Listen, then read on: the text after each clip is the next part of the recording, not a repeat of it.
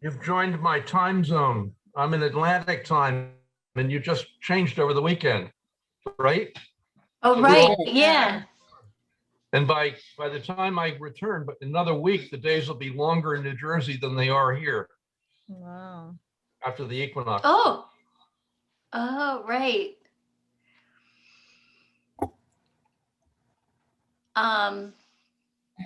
So Elizabeth, Yes. are we ready? Should we start recording? Yes. Okay. Thomas is here. At least we have Great. 2 out of 3. Yes. Madam Chair, it's recording and there are members of the public in, just so you know. Okay, great. All right. This is a regular monthly meeting of the Princeton Historic Preservation Commission being held electronically via Zoom on March 15th, 2021 at 4 p.m. Pursuant to Section 13 of the Open Public Meetings Act, adequate notice of the time and place and agenda of this meeting has been noticed by transmitting a copy to the Princeton Packet, Town Topics, the Times, Trentonian, and by filing a copy with the clerk of Princeton. It's also been posted to the municipal website, www.princetonnj.gov/meetings.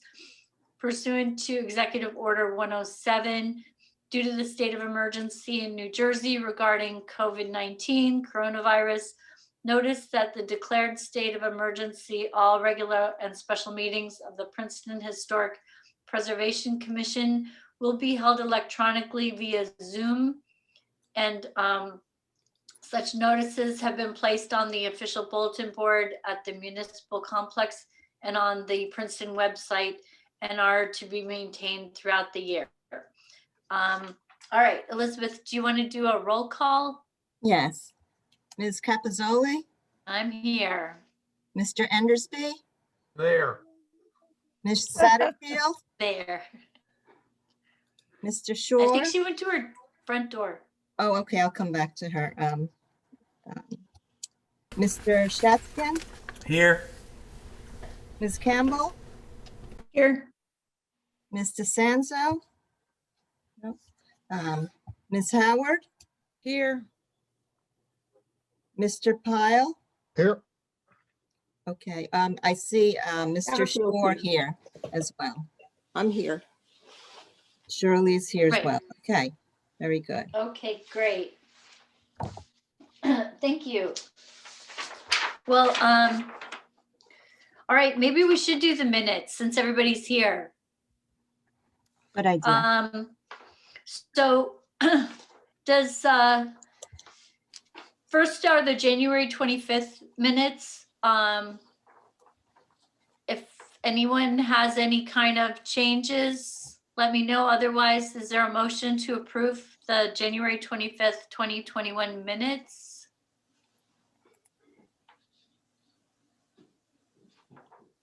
So moved. Okay, thank you. And a second? Second. Thanks, Shirley. All in favor? Aye. Aye. Aye. All opposed? Motion carried. All right, thank you. The There are a second set few of minutes. typos, Julie. I can forward them to Justin. Okay, great. The second set of minutes were in our packet, February 22nd, 2021. And a big thank you to Justin. He's doing a fantastic job. And Agree. just really want to thank him. Really helpful. So is there a motion to approve the February 22nd minutes?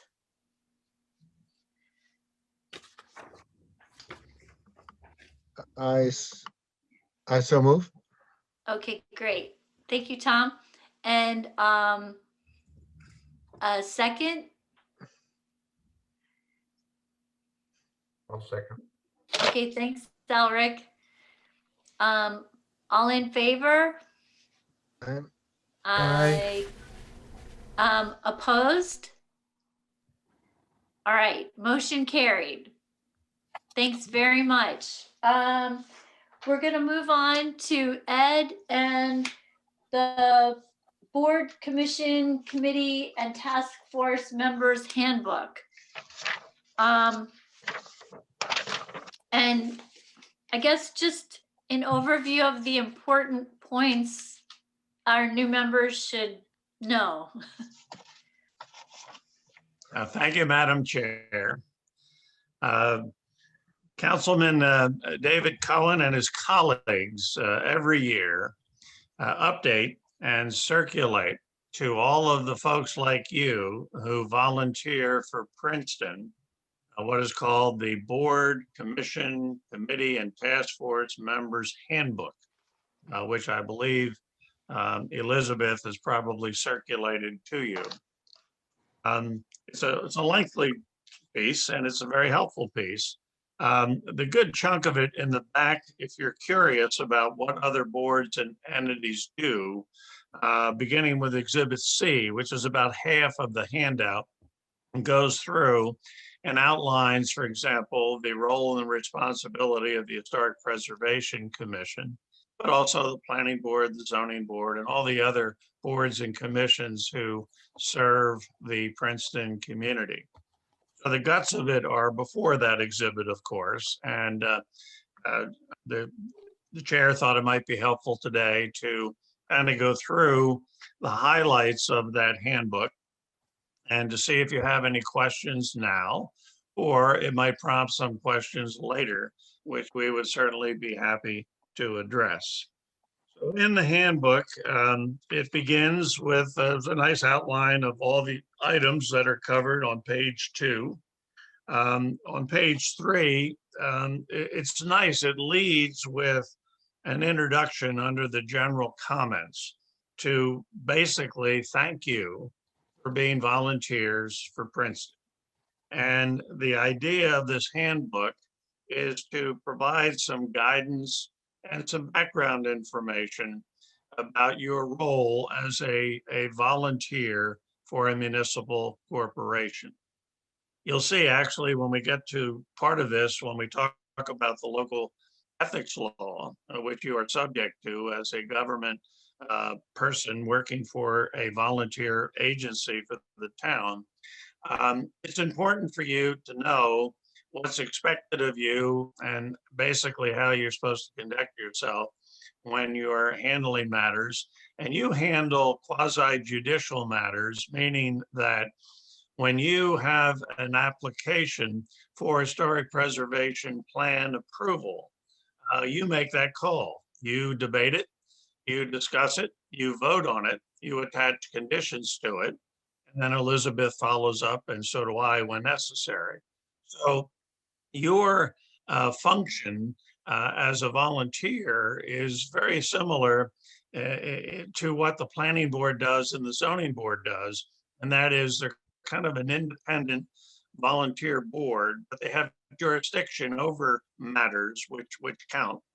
And your decisions, particularly when you're deciding historic preservation plan applications, are usually the beginning and the end of that decision, and allows citizens who are interested in making improvements in the historic districts to go forward. Your role is a very important role, and that is pointed out in the general comments, which begin on page 3 of the brochure that's been circulated to you. The following pages of page 3, I'm looking at page 4 and so on, do briefly outline some of the other boards and commissions that function in the town. And again, there's great detail about all of those. If you go to the tail end of the brochure and you take a look at Exhibit C, it will break down the many volunteer agencies that exist and really help Princeton function and work.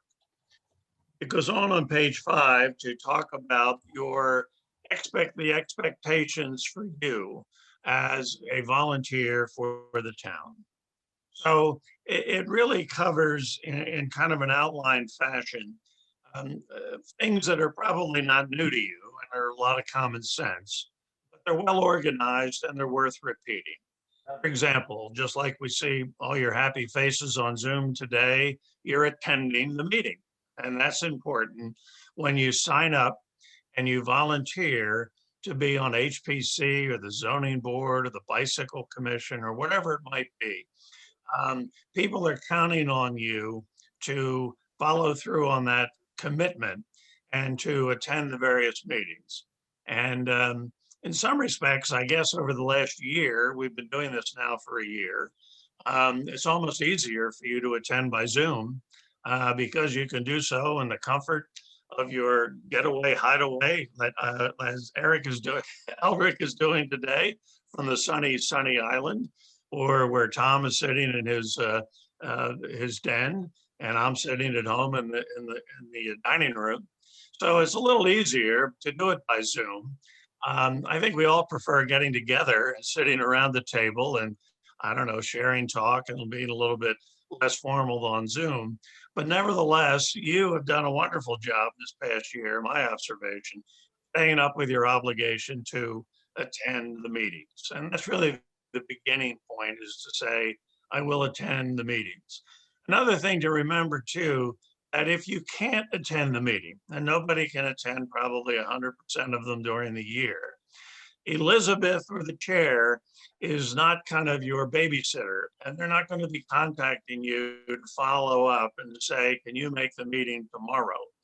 The obligation really is on the individual member of the board, the commission, or the task force to take it upon his or herself to contact either the staff person like Elizabeth, or if you can't reach Elizabeth, your chair, and tell them when you're going to be absent. And it's good to know, because then we can make sure we have some of the backup folks who are alternates, and they can attend. And then they will know that when they do attend, they can vote. They can always participate, but they'll have an opportunity to vote.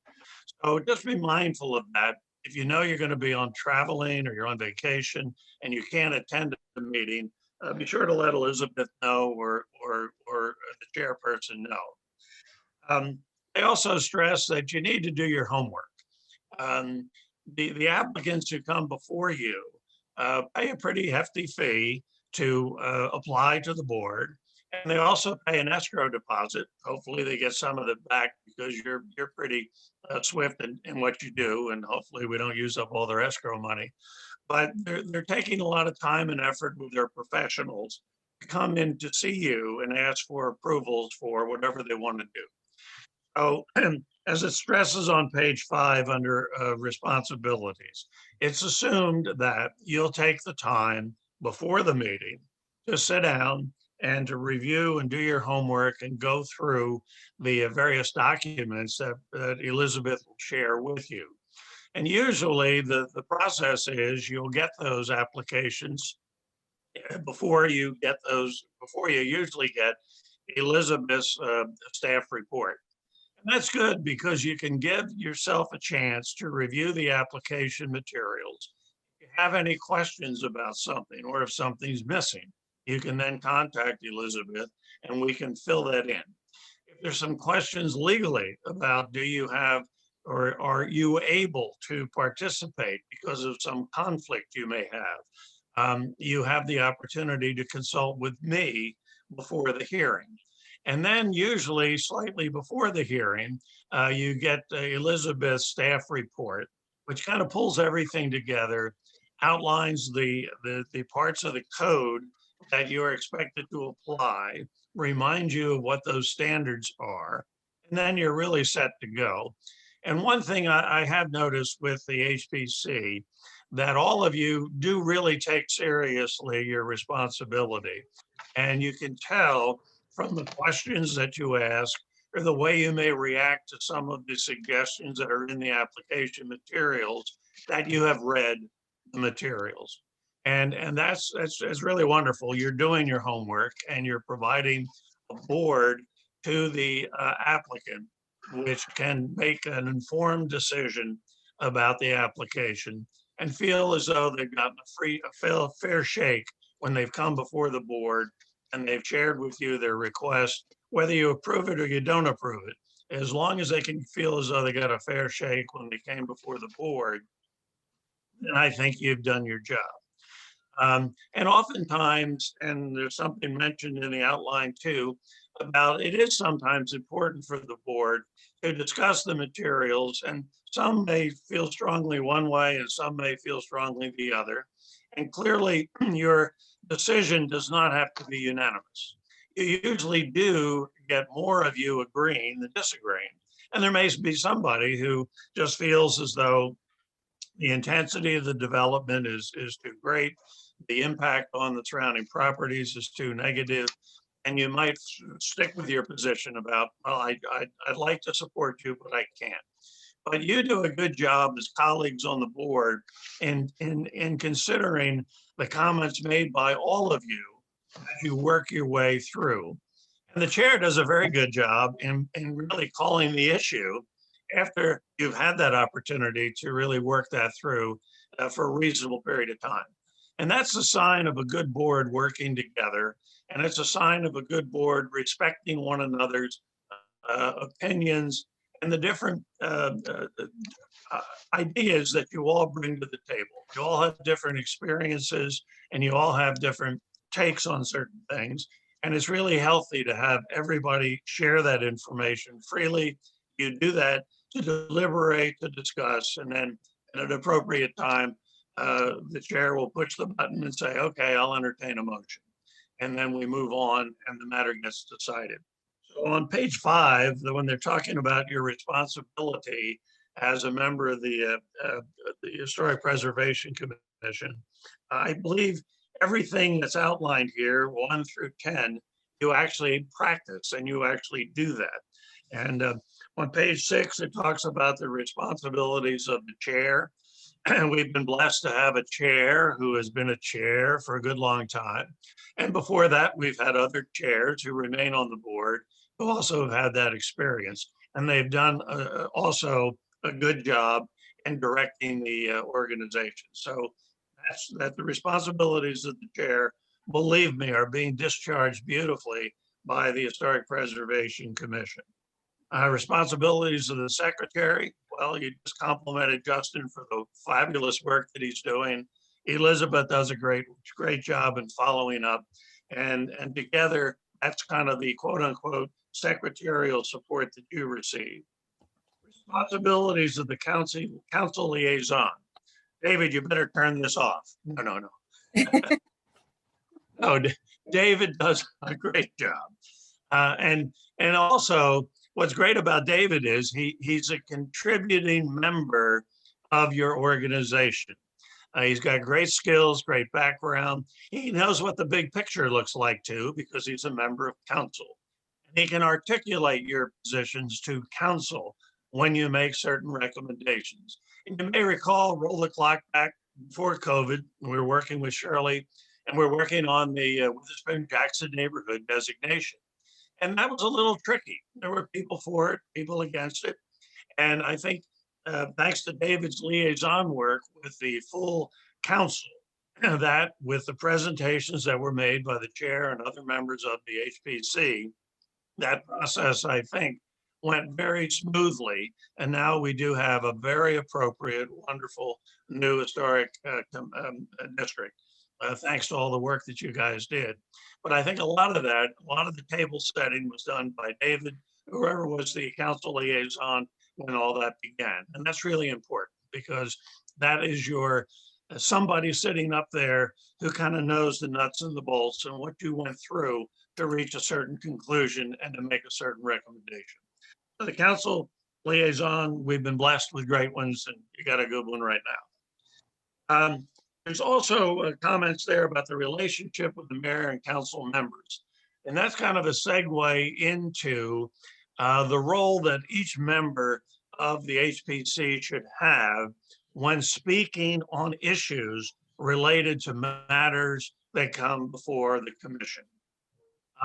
If the commission takes a position on a given wayfinding signs or whatever it might be, that position is articulated by the chairperson.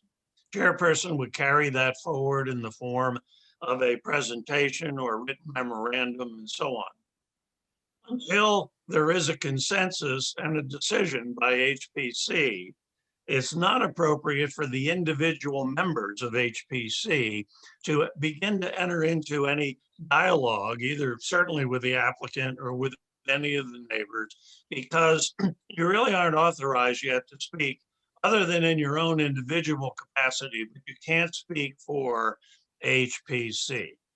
And also a segue towards the social media platforms that we all have grown to love and hate.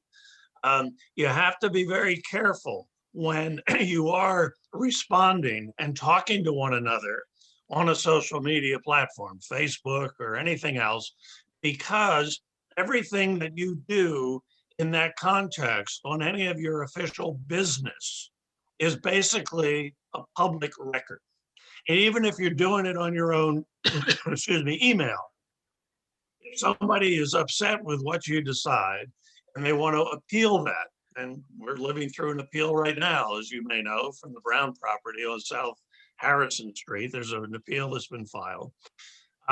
The record of that could include any comments or social media exchanges which you may have had with another member of the HPC or with the applicant or with the neighbor or with anybody. And that is something that we really try to guard against. We do have, and David has his Gmail account, and we have the official town account. And that's, if you're supposed to communicate, and I know the staff does that, and I know Julie does that with Elizabeth on the staff, but you have to avoid having these sidebars or any discussions in your capacity as a member of the board, certainly before any decision is made. But even after a decision is made, if there's something that is challenged or disputed about that decision, we don't want me or the clerk coming to you and asking for your private email accounts so that we can go through those and see whether or not you have had any conversations or discussions offline about the application. So it's kind of a jump ahead a little bit about be very careful about using social media.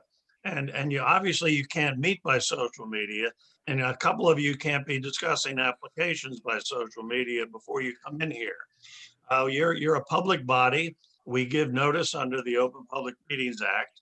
Everything you do is done in public, and all your votes are taken in public, and all your deliberations are done in public.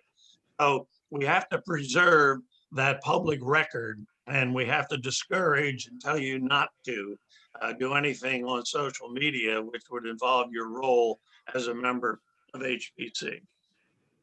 And then there's a lot of common sense stuff here. For example, you always conduct yourself in a professional way. And obviously the folks that are coming before you, oftentimes they're fellow residents of the community. You're going to treat them with respect always. You treat everybody with respect. But I guess the point of that point of the booklet is to just make sure that if you were on the other receiving end of what you're about to receive, is what you're about to say appropriate? And I've never heard anything from any member of HPC that's inappropriate, to be honest with you. So you have to, but keep that in mind, and then the tone that you take and the way you would address the applicant or the applicant's experts. I mean, you may think we got an absolute knucklehead on the call who's an architect, and maybe he or she is a knucklehead, but the way you deal with him or her is something that's going to be reflected in the record. So you have to be really on your guard to not say maybe what you're thinking, but to press them about, well, does this really make sense? And are you sure about this distance? And so on and so forth, and not kind of act exasperated with this guy or gal and then have that come through over the Zoom, because then the applicant's going to feel as though, man, I don't have a shot at this thing. They don't believe a word my expert is saying. You don't have to believe a word they're saying, but just do so in a way that you can, treat them like you'd like to be treated if you were on the other side of the Zoom machine. So that I think is something that's pointed out on page 9 of the booklet. Again, expressing your individual views as opposed to board or the commission views is discussed at some length on page 10. You're certainly not discouraged from having dissenting views. That's what you're a board for. You're certainly allowed and encouraged to debate everything. But at the end, when you do vote, everybody is asked to come together and simply vote. And you can put on the record any comment that you think is applicable to explain your vote. If you're uncomfortable with understanding the application fully, you can certainly abstain. And then if your colleagues vote in one direction, you could certainly join them. But just be mindful that it's all being recorded, and this is the record of what would go forward to, in this case, the Zoning Board of Adjustment, if there was to be an appeal, and eventually could go down to the Superior Court. And we just want to make sure that everything is done the way a public body should do it. And you're a good public body. You really behave and you do that correctly. Page 11 talks about the courtesy and the decorum when you're conducting these meetings, which you do. As Julie pointed out, we adhere to the Open Public Meetings Act.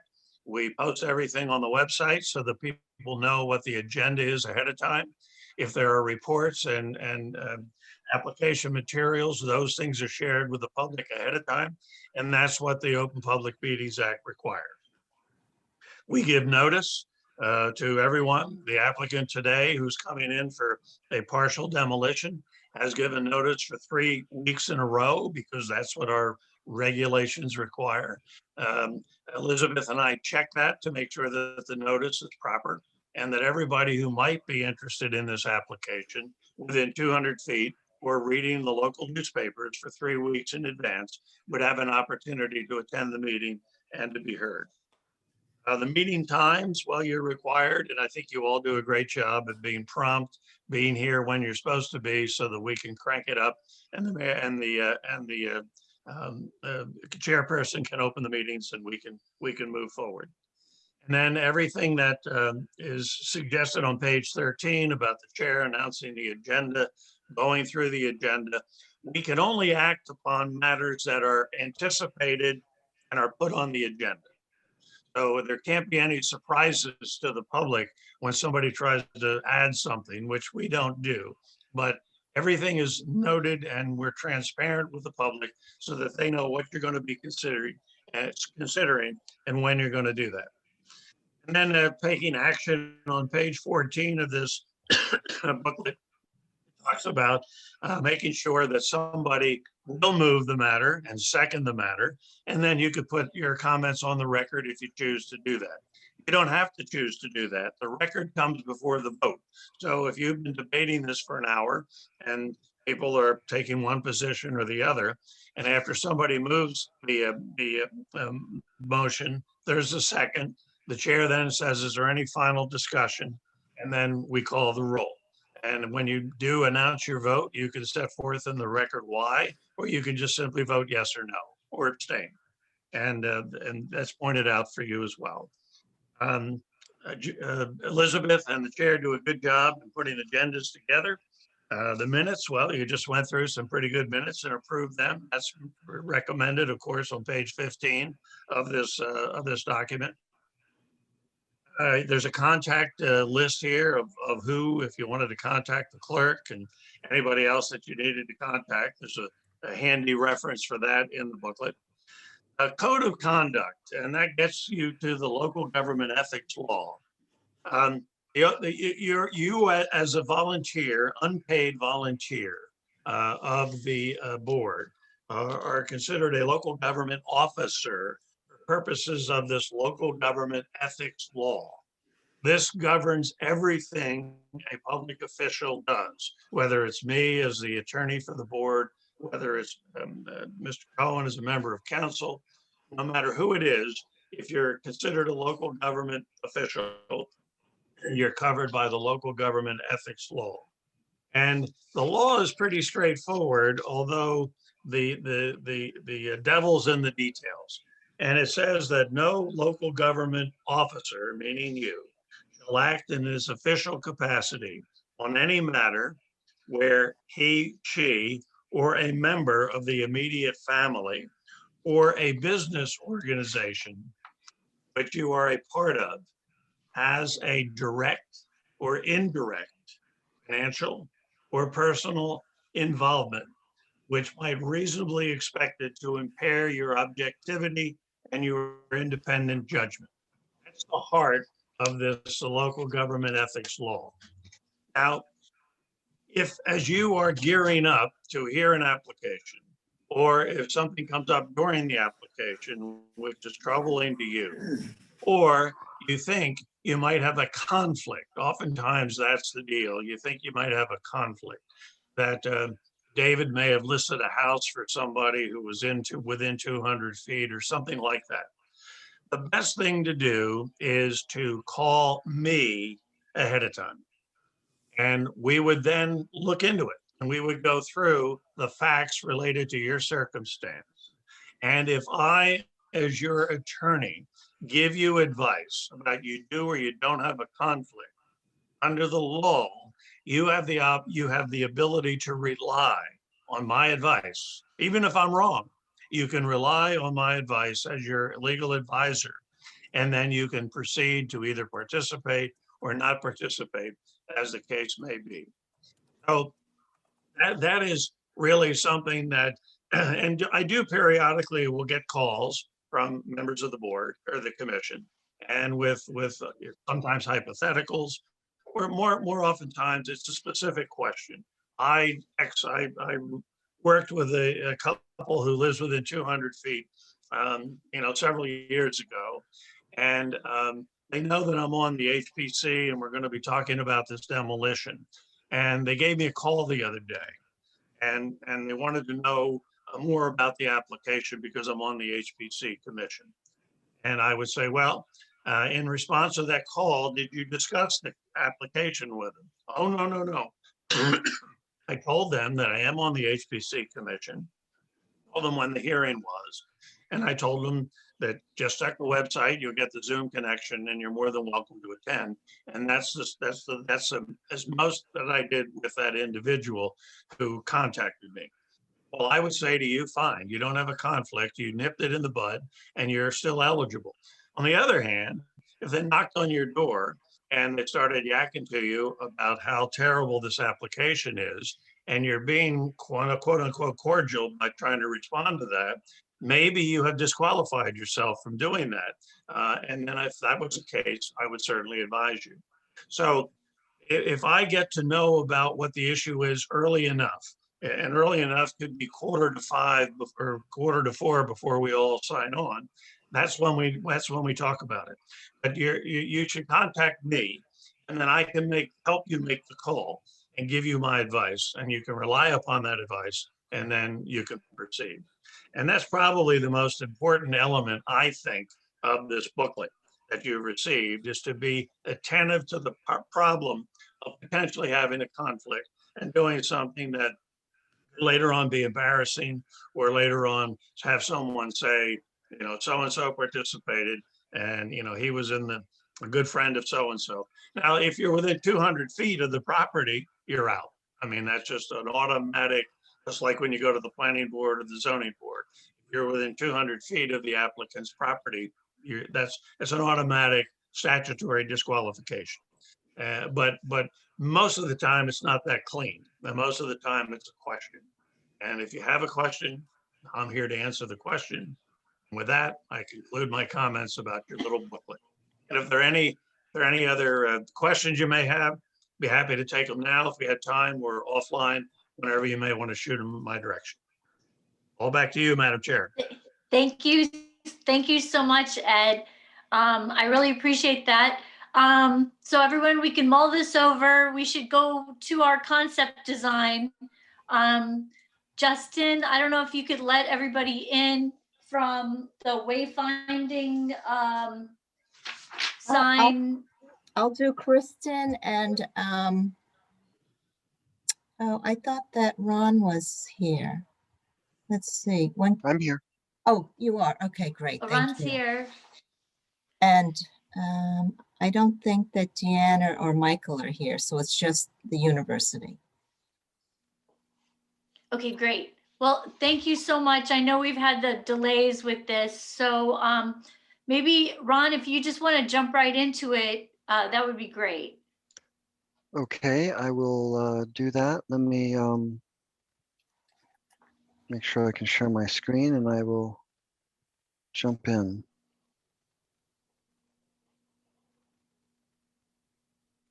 Can you see this first image? Yes. Okay, great. So I think what we wanted to do here today is just give you an update on what we are doing at Princeton for the next generation of campus wayfinding.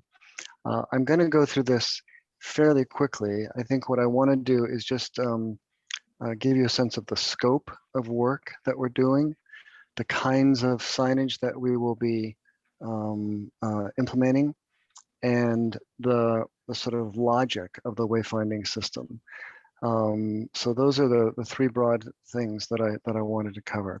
So and then we'll have a conversation, and I can answer any questions you might have. And I think what we wanted to do in following previous conversations with Michael was to share the lessons learned, a little bit of our expertise as we've been involved in this journey. So this first slide here is just the what we call a value proposition. Every project we do at the university begins with a value proposition, which is a statement of what we want to achieve with the project. It's a promise of what the project will deliver. So you can see here we're augmenting and enhancing the existing signage family. We're strengthening the connectivity of the expanding campus, welcoming, inviting, and creating easy access. We want to enhance the identity of the university, provide something that's intuitive, educate the community about the campus, and encourage sustainable behavior. The firm that we've hired to help us with this is a firm that's based in London. They have offices in Montreal, Vancouver, and New York City. It's called Applied Wayfinding. A very creative name, Applied Wayfinding. But what I've learned as we began to search for firms for these things is that there's wayfinding as art and there's wayfinding as information. And Okay.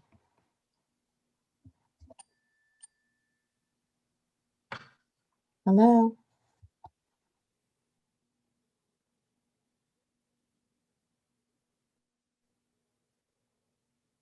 Anyway, Elizabeth, that was me. I got the same message Julie had. It just said somebody else is having another meeting. yeah. I got the Somehow same, another meeting got started. Right. I got the same message. Okay. We're back. Right. Yeah. Now, do we have the folks from the university? Are they back? I see that Kristen is back. Elizabeth, if you could make me the co-host again, I could move people over. Let me do that.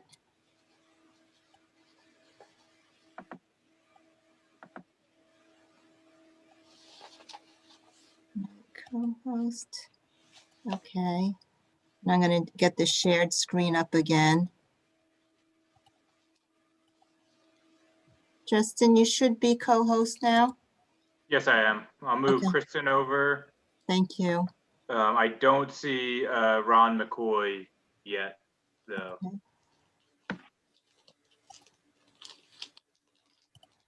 I Okay. just sent a note to Ron to see if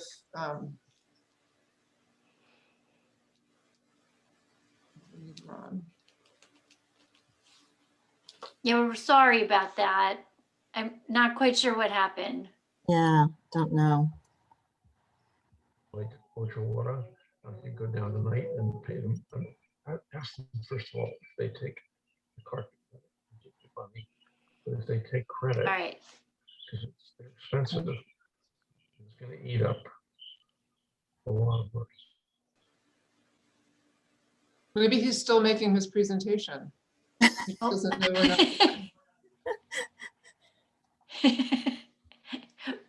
I hope he probably got kicked off too. I think everyone got kicked off. I kept on getting all these messages from everyone while I was trying to get back on because I got kicked off. I think that once I got kicked up, the whole thing shut down since I start the Zoom meeting. Right. Well, I know it wouldn't Yeah. allow me. It said the host has another meeting, so I couldn't get in. Mhm. Okay. They let's- asked me if I was part of a meeting from home, Uh, and they gave me all these various ways I could learn how to do it, which I finally got rid of. So two of the individuals I know in the attendees list are colleagues of mine at the university who are working on the wayfinding project, but Ron is not there. Okay. Kristen, would you like me to bring them over? Sure, it's Aaron Feldman and Daniel Casey. Okay. I'll bring Daniel over. And there they are. The critical person is Ron McCoy. Yeah. There's a phone number now, last 4 digits 7895. That wouldn't be him, would it? No. Yeah, I know we have an application after this. Mhm. So I would imagine those people would start coming in. I just see the attorney. I haven't seen the other two yet. I know that Kathy Knight was there, but I didn't see the applicant, so. Okay. Yeah, I know you have an application pending. So I I'm guess beginning to think we this should go. presentation is cursed. I know, we have tried and tried and tried with this. This is crazy. I guess whoever is ready to go. Madam Chair? Yes. Hi, Dino Scatticini. Hang on, I'll put my camera up. Can you see me or no? No. We have No. been having, can you hear me at least? Yes. Yes. We have been having a ton of problems. We were all kicked off of this for a while and said another hearing was in progress and then we were going to be let back in soon. I logged off and logged back in, and at least you had me verbally. I wish you had my screen as well, although Ed didn't put a tie on today. I did go to the trouble of putting the tie on. So, so I don't know who else is there for my team. Catherine Knight should be on, who'll be our main presenter, obviously, today. She is our architect. And I don't know if she's on. We are on a, Do you know she is in the public? And I So what- believe. So wait a second, with the university, I just want to kind of clear things up with the wayfinding presentation. oh, I'm sorry. Are we I'm gonna- sorry. Oh, that's okay. Are we going to try again with that at a later date or something? For the Kristen, what do you wanna wayfinding do? concept review? Yeah, yeah, actually, we had been asked to do this as a courtesy. Michael and Deanna had asked us to do just a high level. So we're not proposing anything immediate in terms of looking for endorsement from the HPC. They had asked us to come and give you as Ron said, the framework of thinking, the scope and the thinking behind our project. So And I think part of the reason for that is that the municipality is looking to do some wayfinding that would be thematically tied, which would be something for HPC to work on. So But I if- haven't seen Ron, Julie, and he's the critical person. Right. So with that, I think we should go on to our application, and then if we get Ron later, we do. If we don't, then we'll just try again Well- sometime. Right, we'll coordinate with Elizabeth. Yes. Okay. So sorry, Kristen. Madam Chair, there's a person, Walter Newman hand is up. Kristen, is that anyone related with you? Okay. No. All right, so thank you, I think he Kristen. may be a and- neighbor. Okay. You can, Maybe you a can take neighbor. Aaron and Dan and I out of your panel, I guess. Thank you. Okay. Justin, could you place Have them a good back in night. public? Thank you, you too. Thank you, thank you. Okay, so I will bring Dino, I think you were only promoted to voice, so let's see if you are promoted to a panelist that you will be able to be seen. I will bring Kathy Knight in also. And All right, so just to be Oh. clear, we're moving on to the application of Eton and Giddy Webb, the owners of the Shabbat Lubavitch on-campus Princeton Incorporated, 1517 Dickinson Place. This is in the Mercer Hill Historic District. And It's as 15. soon as we, Edwards. Edwards. 1517. It's Edwards. It's Edwards, not Dickinson. Yeah, it's oh, Edwards. Edwards. Okay, right, Edwards, sorry. I kept on getting them wrong too. I don't know why, but I did. So I apologize for those errors, those continuing errors on that. Justin, are you able to get the subdivision up? I mean, the survey plan? Yes, I could do that. Okay, great.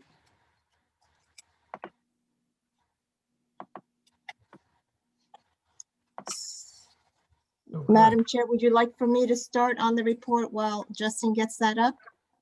That would be great.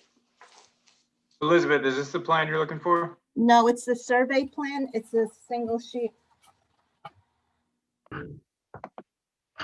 It's just a property survey that shows both lots next to each other. There it is.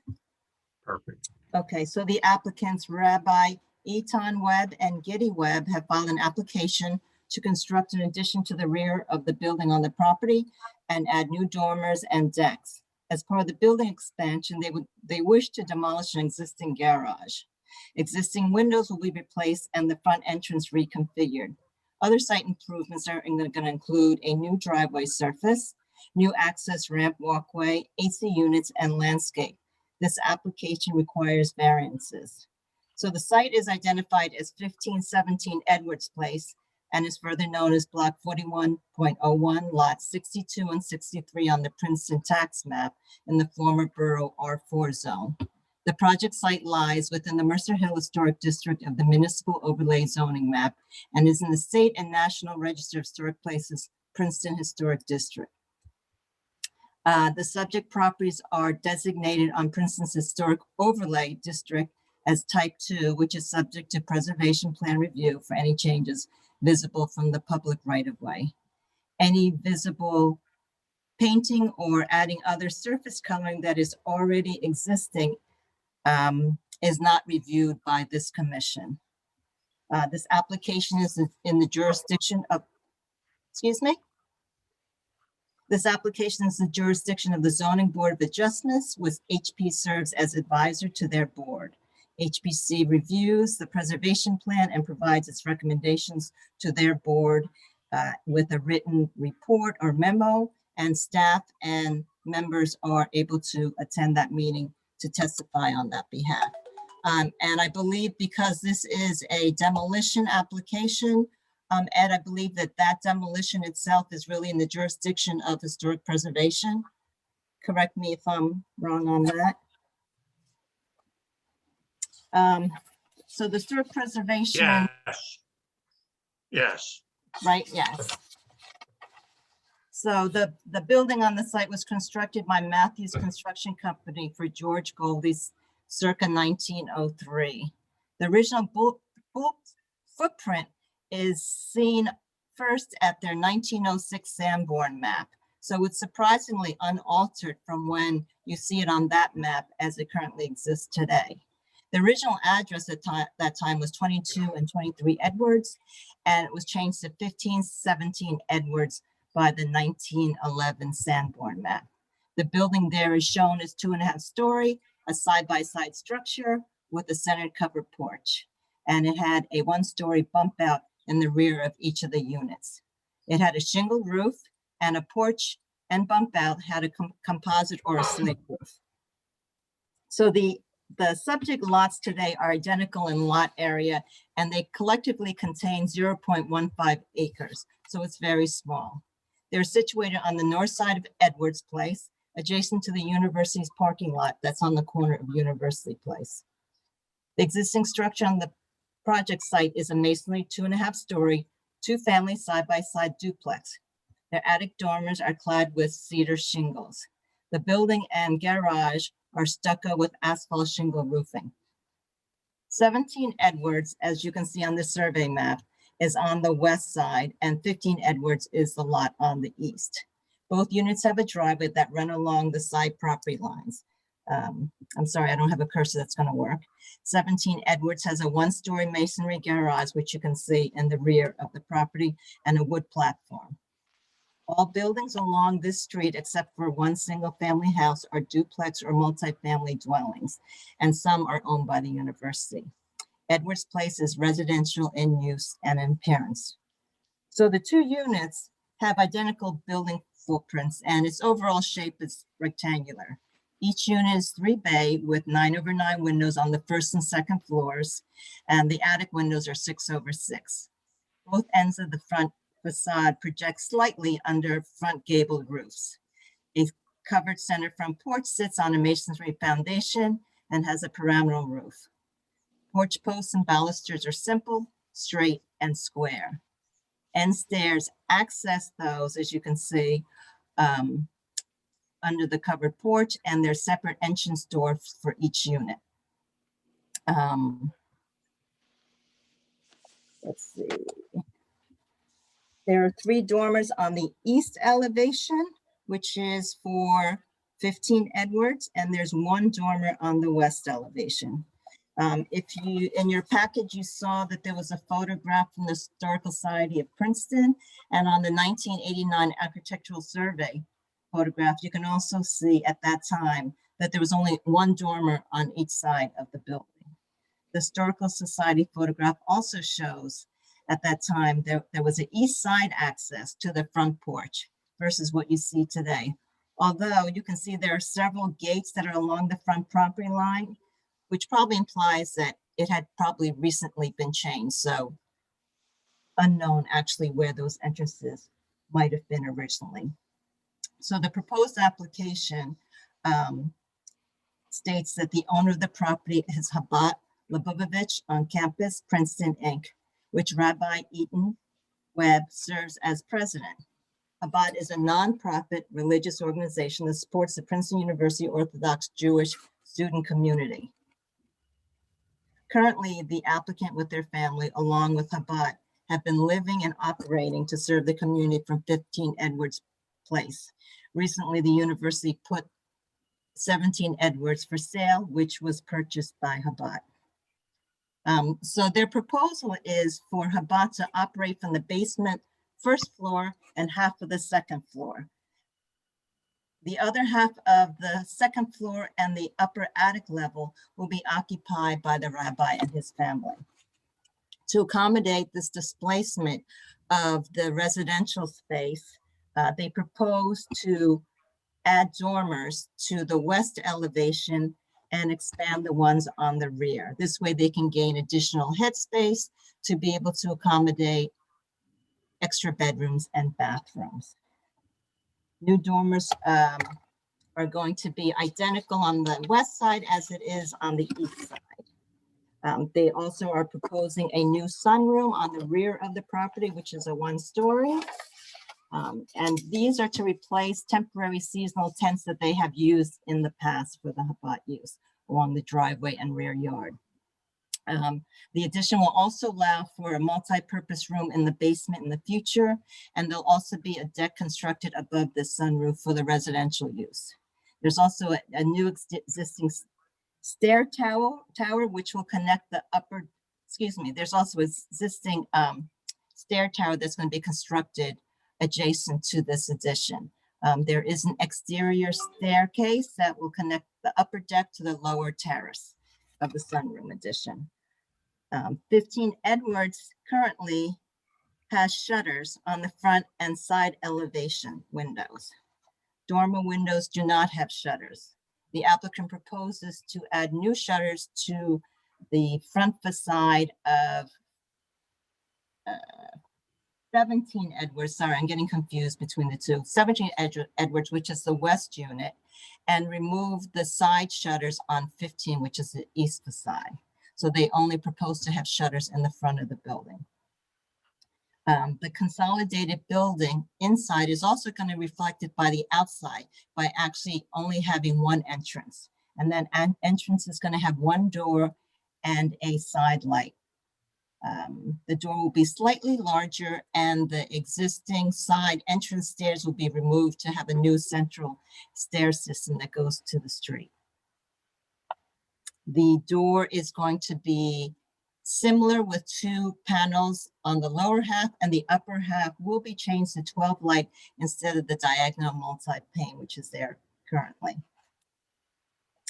The existing driveway, as discussed, is going to have new pavers. They're going to be in a herringbone pattern in the shale gray color. The rear half of the east driveway will be removed and replaced with an access ramp and walkway stairs that connects to the new terrace. The existing garage, which is proposed to be demolished, is proposed so that they will be able to have access around their new stair tower. The landscape plan is proposing to remove what's existing in the front yard. They're going to put a low stone wall along the front right-of-way area and along the sides of the driveway. They're going to be proposing foundation plantings along the back of that wall along the driveways. And then within there are details of the project improvement, which the commission is has an opportunity to review, and it also talks about the window dimensioning analysis that was done. The last improvement is a new building sign. And as far as this application, they're saying it's 2 feet by 4 inches by 2 feet by 10 inches. They're proposing a Dura wood, which is intended to look like real wood. The colors are going to be, the colors of the background, the letters and logo are going to be black, white, and orange, but the text itself is not determined at this time. So they're really looking for the approval of a sign that's going to be mounted on the building. So to go to the comments and recommendations. So the building itself is surprisingly really unchanged from the time it was constructed to now. So there are original features on the building, such as the windows and doors, and its footprint basically remains the same. There are changes, as you can see, that they have put the dormers on the east elevation, and there have been changes to the rear as well, which also shows that dormer. The site improvements have also changed. What is commended is that the application put this ramp on the side of their property instead of the front, which really could have altered the streetscape and the character of the building and property itself. So they are commended for that. It's going to be screened behind an existing fence that's going to remain. And because of its elevation, it's really going to be screened very well. Things for HPC to consider really on this are window replacements. One is the applicant is asked to discuss if they had considered repairing them versus replacing them. But if HPC does support the replacement, there are 2 dimensions that were noted in the report, which are type N1 and N2, where the dimensions are much greater. They're actually over an inch change. So that's something for the HPC to consider. The addition, there are 2 parts to this addition. One is a sunroom, which is not very obtrusive. It's only 1 story. And again, it is a fence and it is in the rear yard. There is a deck on top of that will be a little bit more visible, but it is. The second one, which is the stair tower, which is over on the west side of this addition. And that is 2 stories. And it will be visible more from both elevations, the east and west elevation. And because of this tower, it's kind of the catalyst that is motivating the demolition of the garage. So as we go on to the garage, it's actually the responsibility of the applicant to provide support information and historic information on this structure. I didn't see anything with my research. I don't know if there's anything out there or not, but it would be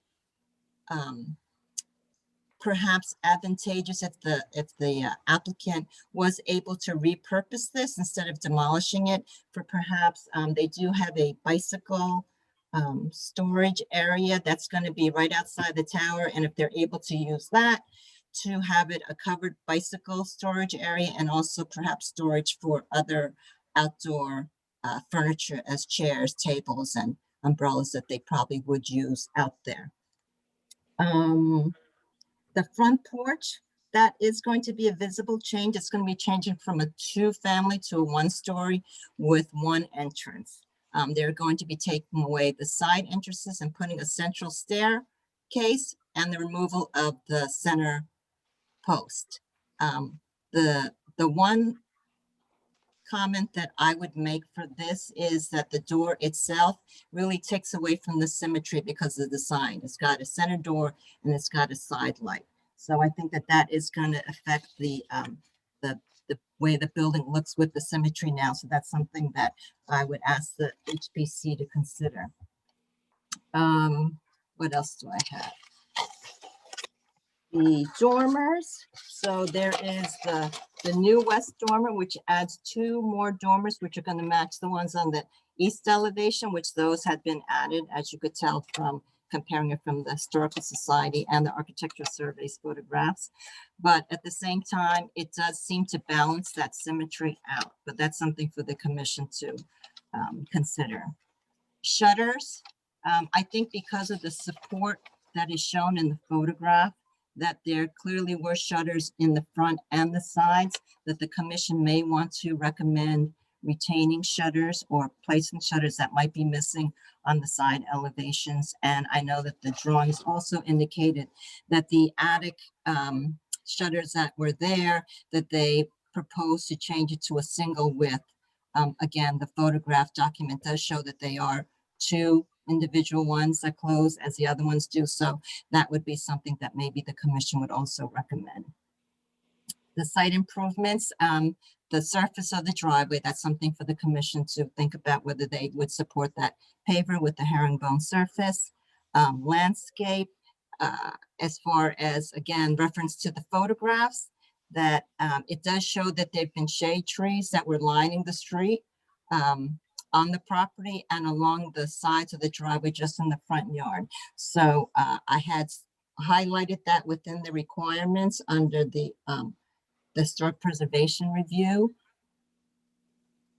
So something for, again, the commission to consider. There is a stone wall, which is actually partly in the right-of-way as a relocated gate, and that should, if it's supported, be placed outside the right-of-way. And I believe the reuse of the 1 gate in Newell should be supported. I think that it's appropriate, just as long as there's, again, outside the right-of-way and there's enough opening for it within where the new staircase is. So, Madam Chair, that's all I have. Any questions I'm available for? Actually, so Elizabeth, can you stop sharing your screen and we go back to the main screen? Thank you. And then I want to give the applicants a chance to respond to your report.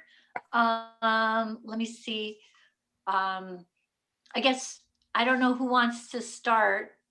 Madam Chair, I could start very, very briefly. We're going to go directly to Catherine, our architect, in light of the fact that we're into it. Before we end, though, the applicant would like to say a little bit about his organization, but we'll save that until the end in light of Ms. Kim's excellent and thorough introduction.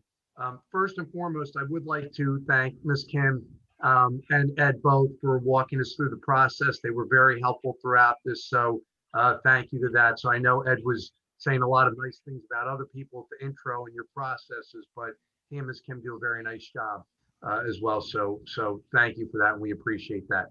So with that said, I'm going to turn this right over to Catherine so we can keep this flowing. And then before we end, the applicant would like to just tell you a little bit about his organization, if that's okay. Oh, the one thing that I don't believe was raised was the fact that the easterly side 15 was part of a prior approval in 2006, which I believe was part of the application materials. It went to the zoning board at that time for a floor area ratio variance in connection with additional living space and 2 kitchens being installed. So I just wanted to let everyone, make everyone aware of that. I think it's in your application materials. So with that said, Catherine, if you're there, I'm going to turn it over to you. Ms. Knight, I'm the attorney for the board. You swear the testimony you're about to give is the truth. I do. Thank you very much. Please proceed. And I can share my screen, it looks like.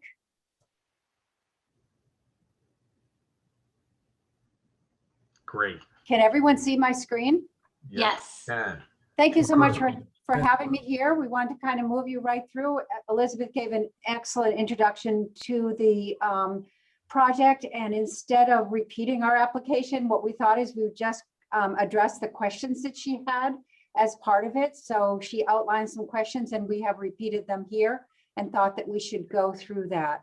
Would anyone prefer that I start by reviewing the drawings, or does it sound like a good proposal to just try and answer some of the outstanding questions?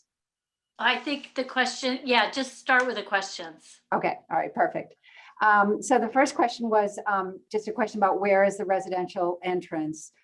With this renovation, it allows us to separate to some extent the family entrance from the student entrance. Right now they go through the entrance at 15 Edwards Place and they share a stair up to the residence. In this case, they expanding into the 17 side, you see a little drawing of it, a little artist rendering of it. As you come down the driveway there will be an entrance that is shared by Chabad and by the family, but it definitely will provide more privacy since that will be more often used by the family, and the main front entrance would be used by the students. So that's a view of that. Obviously stop me if anyone has any questions. The next one was about the stockade fence and about the rear dormer and the height of the stair tower. So the dormer is shown on the rear of the property to be expanded. Right now there are 3 smaller dormers. We are trying to accommodate a family of 8 on the 3rd floor attic area in bedrooms. And we're trying to not raise the ridge line of the original structure. So as you can see, we've proposed an expanded rear dormer. The length of it is, as I noted here, 24 feet long is proposed. The back wall is about 44 feet long, so it is just over half the width of the back of the structure. And we are proposing that the edge of the dormer stays back from the edge of the existing roof line by about 4 inches. The next question was on the elevator, and our reading of the code is that an elevator is not required due to the fact that each floor is smaller than 3,000 square feet per floor. We have opted to put a ramp on the side of the property, as was mentioned, and you can see in the drawings, to allow access to the 1st floor for physically challenged. The next question was about the stair tower, and here's a rendering again of the stair tower. We chose not to, the stair tower provides safety access for the building. It's going to be much safer than the existing center stair that both sides have right now. We'll just leave one center stair and we'll have this stair tower on the rear. It will access the basement, the 1st floor and the 2nd floor. We did not extend it up to the attic in order to keep the scale of it down. So at the residential level, they will be using an internal stair to get from their 2nd floor up to the attic bedroom level. So the height of the stair tower, as you can see, the roof line is proposed to match the roof line height of the existing structure. The existing ridge of the building is about 31 feet high, and we're proposing that the ridge of this stair tower is at 22 feet high. So we felt that we tried to keep the scale of the stair tower low. It is located in the backyard of the building as well. next question is on the existing windows. In 2006, when they had the last renovation, they proposed on the number, that was for the 15 side, which is the side that they owned.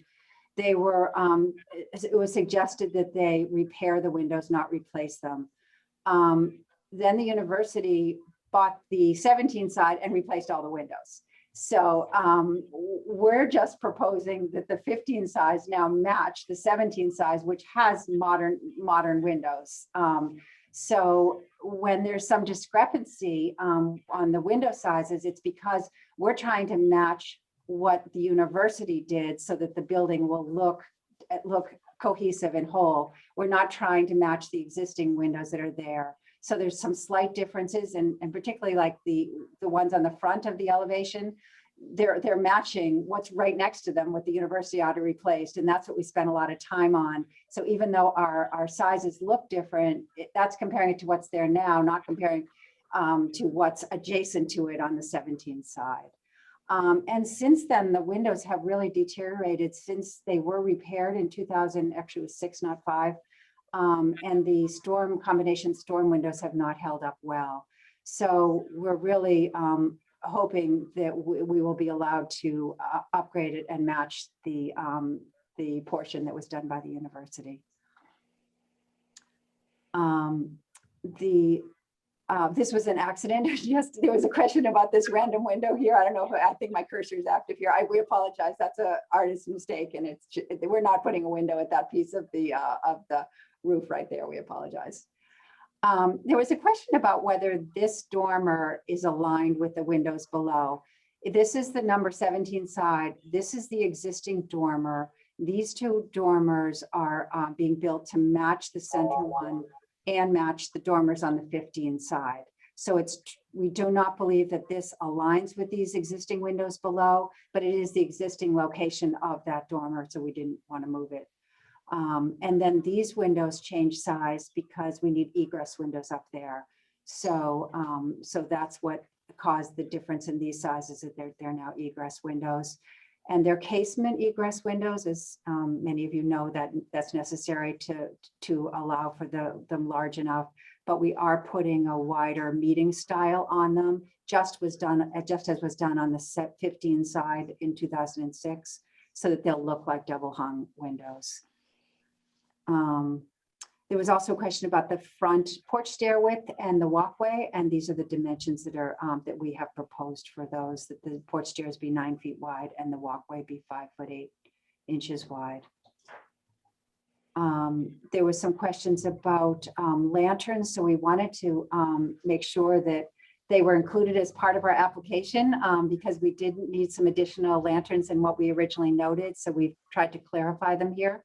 We have a center lantern proposed for the new front porch or the modified front porch. And we have wall lanterns shown here where we picked lanterns that have a screen in front of them so that the bulb will be minimized and the amount of light spread will be minimized. These go under porches mostly. So this one is under a porch roof, so it shouldn't be spreading a lot of light. And this one is almost always under the porch roof on the sides, and on the rear back it is not, but it should be the rear of the home, of the structure. And then we've got a few of these going in, which are dark sky rated. Those are along the side by the ramp.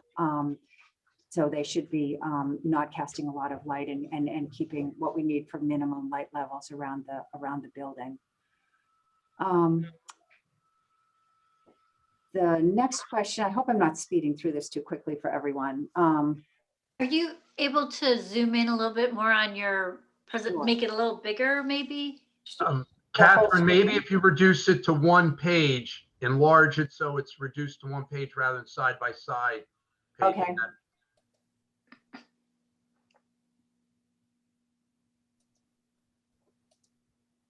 I'm not sure how I'm going to show that. Oh, here we go. If you just enlarge it at the bottom on your screen. From whatever it is, if it's 100% to 125% or something like that. Yeah, right now I'm on a Word document. Okay, it's not giving me that option. View, here we go.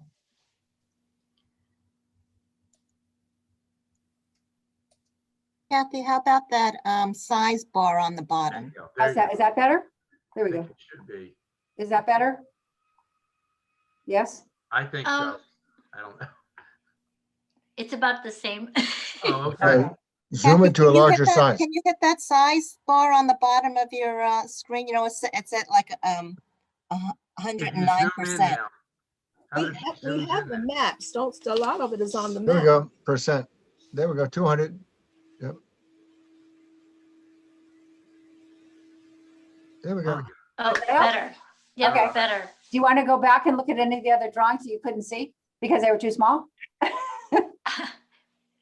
Maybe the stair tower, just for a minute. Sure. Okay. Does that help with the stair tower? So this is what we're talking about was it's 31 feet to up to the ridge approximately of the building. And this is at 22.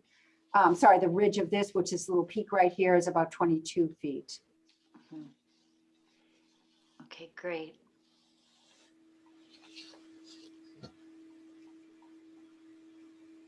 And this was the center dormer that's existing. These are the two new dormers. And the question about the alignment of this we discussed as well.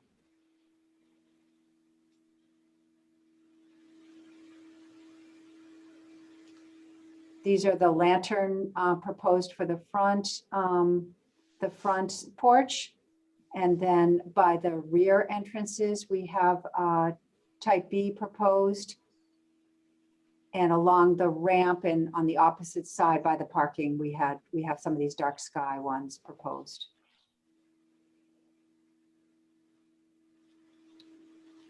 This is an example of a building that's not very far away. It's around the corner on University Place. And it's showing some of the clarifications here to just help with. We see this in a number of the properties in the area. So this is similar to the stone wall that we've proposed. And this is similar to the steps off of the sidewalk with the handrails that we propose there. The handrails back at the house is similar to what are existing. They just have changed direction to a front stair similar to this.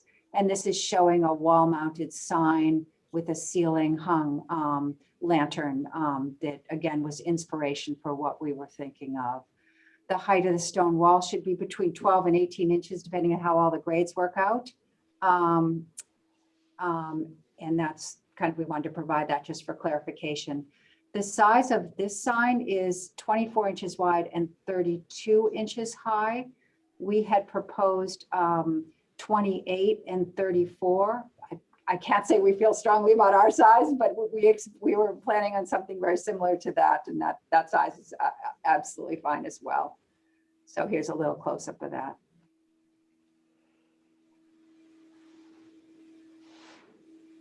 And any questions here? Everybody could see that all right? Yep. So just talking about some of the sustainable measures, that the building is an ideal location. It actually really is interesting. It does not bring, I've been visiting the building for almost a year now. It does not bring automobiles there in general. It's such a great location for the campus. All the students walk or ride bicycles there, which is terrific. It's such a great location. We are putting up a bike rack. We have that proposed in the backyard. The front landscaping, we'll really upgrade the neighborhood and tie in with a number of the other houses around with the low stone wall and the grass and we have selected all native plant species for the new plantings. We talked about minimizing the additional site lighting on the property. We'll be putting in all high efficiency heating and air conditioning units, Energy Star appliances, superior insulation with some rock wool and some other good products. Much of the building is being saved, the existing building's being saved. We'll be doing renovating. We'll be saving as many of the floors as we can, and any new ones will be locally sourced. The rear the rear additions will have large windows. It'll bring a lot of daylight into the structure. We'll be providing, of course, mostly all LED light fixtures, and they'll have dimmers and occupancy sensors. And many of our materials will be non-toxic.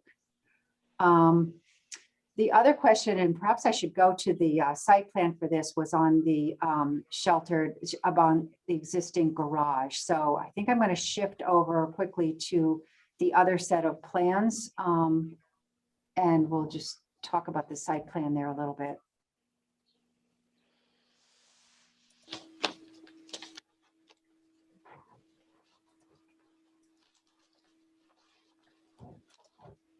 How is the view? How is the size of this? Is that a good size? This seems good. I mean, we did look at the site plan at the beginning. I don't know if Justin has that ready Well, again. It's right here, the site plan. So Okay. this one has been, I think one of the requests was to show the rear dormer on it. So this has added the rear dormer. The proposed Kathy, dormer. we're still seeing your Word document. You have to stop sharing and then. Oh, stop share and then re-share. Sorry about that.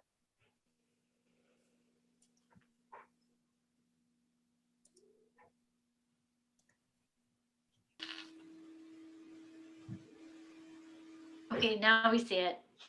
So it was requested that we show the rear dormer. So this is a view of the proposed rear dormer here, shown on the site plan. Kathy, that sheet H2, if they're looking at it, they're hard copies, correct? Is that? That's right, yep. It's just the only changes that we've added the rear dormer at the request of one of the applications, the request was. And then this is just showing the existing one-story garage in relation to the rear ones, which you've seen as part of the application, and our concern about access for life safety, for access for ambulances, for fire trucks to get around the building, and how tight that condition would be. I see. Thank you. I didn't realize that was the reason. Yeah, that's our concern. Yep. Okay. And without it, we'd have an opportunity to hide the equipment nicely there and put in a bike rack, which seemed like a nice thing for the property because there's limited spaces around the front to fit that with the new ramp we have coming up the side here. Mm-hmm. Did you talk to the fire marshal, or was there somebody who said they need a certain amount of space, or? Well, the zoning had requested that we keep the building 5 feet from the rear property line. So that's what's shown right here is 5 feet. So that was their request to do that. And we always said that we were removing this for access. So it didn't come up that should we, it didn't. And we haven't had a chance. We just got these comments on Saturday night. So we haven't had a chance to go to the fire marshal and double check with them. We're just saying that was our feeling when we looked at it and did the layout and zoning, they understood what we were proposing. Okay. All right. Well, thank you. Is that all the questions? Oh, wait, here's the front door. All the questions. I think the only other, here was just, again, the front lantern that we talked about, and this is the signage side. And then we did add a few lanterns, just clarifications along the back, just to make sure that we had enough. These are the dark sky ones that we put in, just based on some of the comments that we were given, that we really recognize that there probably should be some additional lanterns out there from what had been shown. So, and then along this side too, some of the dark sky ones. And we were just trying to clarify that. And then some of the lanterns up here and here that were intended for the rear of the structure. Okay, great. That was all. And there was no changes. Okay, great. So I did want to open it up to questions from the commission members. If anyone has questions about the project, just jump in. I can't really see everybody, so go ahead. I would like to talk about the front door. It's such a symmetrical building. The legacy of the property is, duplex or two-family or whatever the phrasing is. Is it possible just to get a pair of doors instead of one large door and then the side lights? Could it be two large doors, a pair of doors? It just seems that's the one kind of odd thing. Yeah, I think the only reason it's shown asymmetrical is that there's a bearing point coming down in the middle, but we kind of agree with you. We think it would look better to have it symmetrical, so we'd be happy to make that change. Good. Yeah, I have a question. You said that there are 8 individuals that will be on the second floor. Did I hear that correctly? There's the Webbs are on the phone here. They are a family of 8, yes. Okay, and do they go in the side entrance where the railing is to go up on the side? Is that how they get in? Yeah, typically they would go in the side entrances for a family, yes.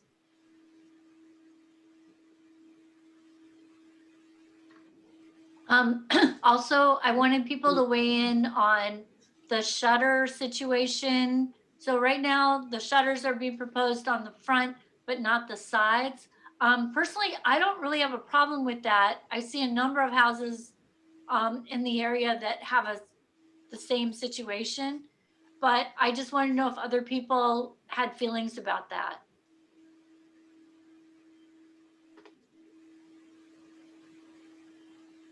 Julie, I don't know that that what you see in other places are that the sides were designed without the shutters. They were probably just as shutters wore out and got damaged, they made sure there were some on the front. But I think the point is, it is a very busy side facade. I'm okay without the shutters. I really do like them on the front, though. For clarification, the university's altered fenestration is to the right at 15. The university's new windows is on the left. The university owned the left side. The right side has been owned by Chabad. So the university, when they replaced the windows, removed all the shutters. Chabad's proposing that we're going to replace the windows on this side to match what the university already did. And we're going to replace the shutters have kind of failed. So we're going to put new shutters up on this side and on this side that match. And they are this double wide on all of them, as you can see. The bottom has panels, the top, the next louver, and these are all louvers. And then you get the single wide on the top, on the attic windows and here. So Well, I'd say the windows definitely are without the storms are an improvement.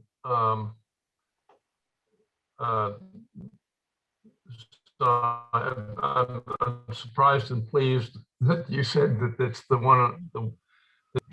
I have a question about the lighting. I really like both selections, but I'm not sure that the first one is particularly appropriate. I like the other one because it feels more turn of the century rather than colonial revival or whatever you call the lantern, the suspended lantern. And look at that. My greatest question, I think, is with the dormer in the back. All the other ones they're set back from the eave more than the one in the rear, and I presume that's to increase the square footage in the rooms they will serve. But I think the look would be improved if they were. We're getting a bit of an echo and a breakup. Back a little further so you didn't have so much below the actual sash. The thoughts.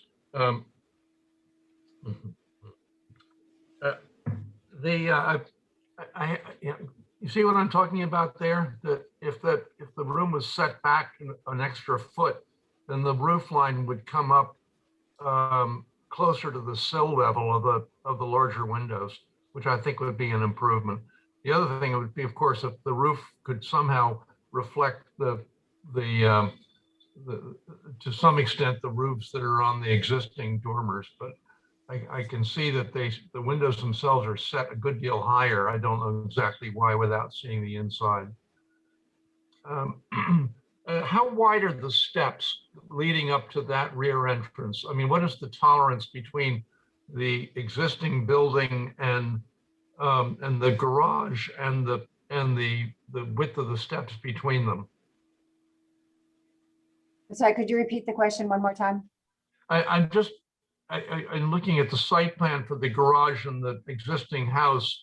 Obviously, the bump out is quite close to the garage, but what is the actual separation and the the steps that would fill it. The separation between the existing garage and the proposed exit stair right here, this distance? Correct.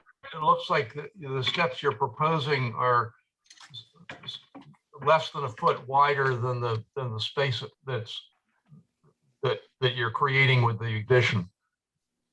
No, I didn't know if that's a code issue or it's an aesthetic issue or access to the rear yard or what it is. But I think that I have to agree with Elizabeth that I feel like the garage has a lot more character than I would have expected.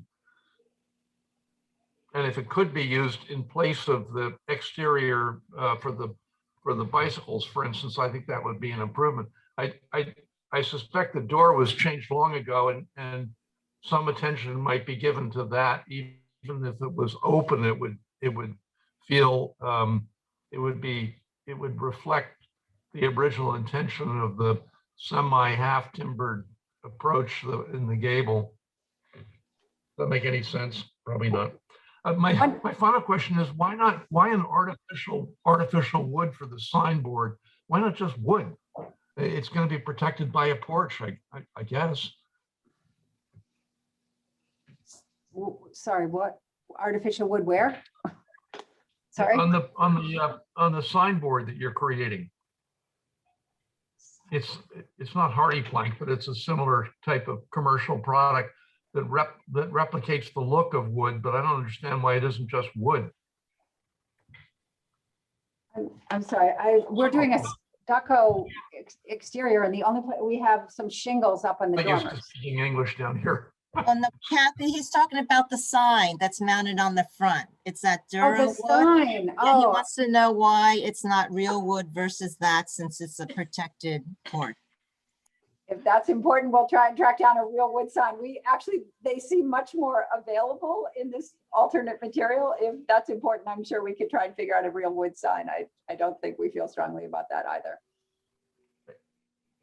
Finally, I just say I was prepared not to like what was being proposed because I hadn't seen the illustrations until just today. But I think overall you've done a very nice job, and I do think the front door is important. I also would think maybe that the landscaping would feel almost better if it was up closer to the fence that you're going to reuse, but that's secondary. Thank you. Are there other comments?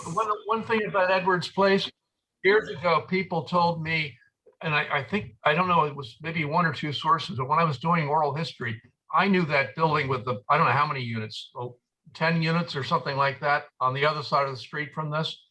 And I was told that before it was divided into those units, it was actually a roller skating rink, which seems very odd to me because looking at the site plan, it looks like it's much too narrow, but that was what I was told by old timers who were around in 1900. Oh, interesting. May I say something, another clarification about this area with the shed? Sure. If you look at the existing building, the existing garage photo here in just this corner, and I don't know how clearly you can see this on your screen, although it's on your plans as well. You can see that from the door that's there now, which we're replacing, but it's going to be in a similar location. These stairs, you open that door and you immediately walk down those stairs without a landing. And we can't do that now. We that's not legal. So we have to create, if you see up here, a landing and then have the stairs come down. So that's another reason why this is looking tighter through here, and that these stairs are hitting the corner of that garage. I just thought maybe if they were narrower, they look like they're about 4 feet wide. If they were closer to 3 feet wide at the corner, it would be a cleaner look. And anyway, that comes to me. Thank you. Yeah, Tom. Madam Chairman, I'd like to offer a comment, but would like to do so after we vote, but before the Webbs depart. Oh, okay. All right. Are there more comments about the application, questions for the architect? I'd also like to give the rabbi and his wife a chance to talk because they had asked for that, and also go to see if the public is here, wants to comment. So I guess if we could stop sharing the screen. Okay. And then if the owners would like to talk, I think it's a good time. First of all, thank you. Kitty and I moved to Princeton Rabbi, November. excuse me, I don't think this is necessary, but do you swear to tell the truth? The Jewish tradition, I will affirm if that's okay. But yeah. Thank you. Please proceed. Thank you, Ed. Well, Giddy and I moved to Princeton November 10th, 2002. We moved here to go and work with the students. It's been an absolute joy, first on an apartment in Nassau Street, and then for, I think 15 years now on Edwards Place. But in lieu of actually saying anything at all, I'd like to give my time to Rachel Vitale, who's in the attendees. She was here as a student, class of 2014, and she is now a member of our alumni board. And I thought it would be better for you to hear from her what her feelings are, both as a student and now as an alum. Okay, so can we bring her up as a panelist? And okay, Justin's brought her in. Great. Great. Hi, everyone. Let's see. Hi. Hi. Rachel, do you swear the testimony you're about to give is the truth? Yes, sir. All right, go ahead. Thanks. Well, it's great to be with all of you. And I must say, I really appreciated kind of listening through the process. And as a student, I had no idea just the level of care and detail that you all put into each and every one of these decisions. So now being on the other side, I must say thank you so much, because it really means a lot, because the experience that every Princeton student I think has had on campus is in many ways historic. And I think so much of it comes down to the preservation that you guys are all focused on. So thank you so much for that. I'm currently in Nashville, Tennessee. So after Princeton, I moved to New York City and then to Washington, D.C. to serve in the government. And now I'm in Nashville, kind of starting a little bit of the private sector that I know so many of you have dedicated your careers to. And, you know, throughout that entire time, even though I graduated in 2014, Rabbi Webb and Giddy have just been kind of my biggest cheerleaders and my biggest champions. And I think that speaks volumes to the community that Chabad creates on campus. I'm originally from Panama. And so when I applied to Princeton, the person who had most recently graduated had graduated like 5 years before I was applying. And so already I was trying to kind of break in a way a ceiling that existed for Panamanians coming to Princeton. And I recall my interviewer at the time, Francis Gadala Maria. He was from the class of 1973. And he interviewed me from Atlanta, where he was a professor. And he was a little bit perplexed because he tried to repeat again and again, so you're from Latin America, but you're Jewish. And I was like, yes, sir. And he tried as much as possible to give me a Latin American student's perspective. But when it came time to actually sharing that kind of Princeton Jewry experience, he did say that back in the 70s, unfortunately, Princeton wasn't, you know, incredibly welcoming on campus of the Jewish community. And he really hoped and prayed that that would be different for me in my experience. What I must say is when I got to campus and went to the Center for Jewish Life, I felt comfortable. I met a ton of people and everyone was very welcoming, but it wasn't until I got to Chabad that I actually felt like I was with a family and that my home away from home was Chabad on campus. And being from Latin America, not being able to go home for the Jewish holidays or for even, you know, our more American holidays in a way, Thanksgiving and such, Rabbi Webb and Giddy always made room at their table for me. And not only for me, but all of my other friends, whether they were Jewish or not Jewish. It was the most welcoming environment. And I think that's why I'm so committed to having other students on campus experience the same thing that I did. And I'm so excited that they're looking to expand their facility because one day you'll have to go on campus. Hopefully we'll have reunions again and we can all go back on campus and really experience that energy that the Webbs really carry on through campus, and just having all of those opportunities to engage with students of all races, religions, and backgrounds in the comfort of someone's home. And it makes all the difference, not only for my 4 years, but since graduating thus far. So I just wanted to share a little bit about kind of my background. And on campus, I was on the board of Chabad. I was also on the board of Banot, which is kind of a community of Jewish women on campus through Chabad. And since departing campus, I've just continued to remain engaged with the community, and I'm so grateful for that. So thanks, guys, for considering this expansion opportunity and for your approval, of course. Oh, thank you so much. Thank you. Elizabeth, are there other people in the public area that want to comment? Yes, there is Walter Newman, whose hand has been up. I can. Okay, let's bring Walter.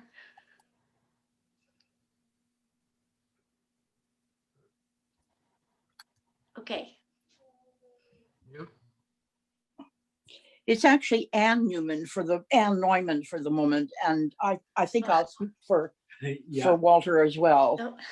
Oh. We're neighbors of Rabbi and Mrs. Webb on Alexander Street, but our driveway is on Edwards Place, and we come and go by the Chabad house, and we're very supportive of their work and like very much the changes that they propose.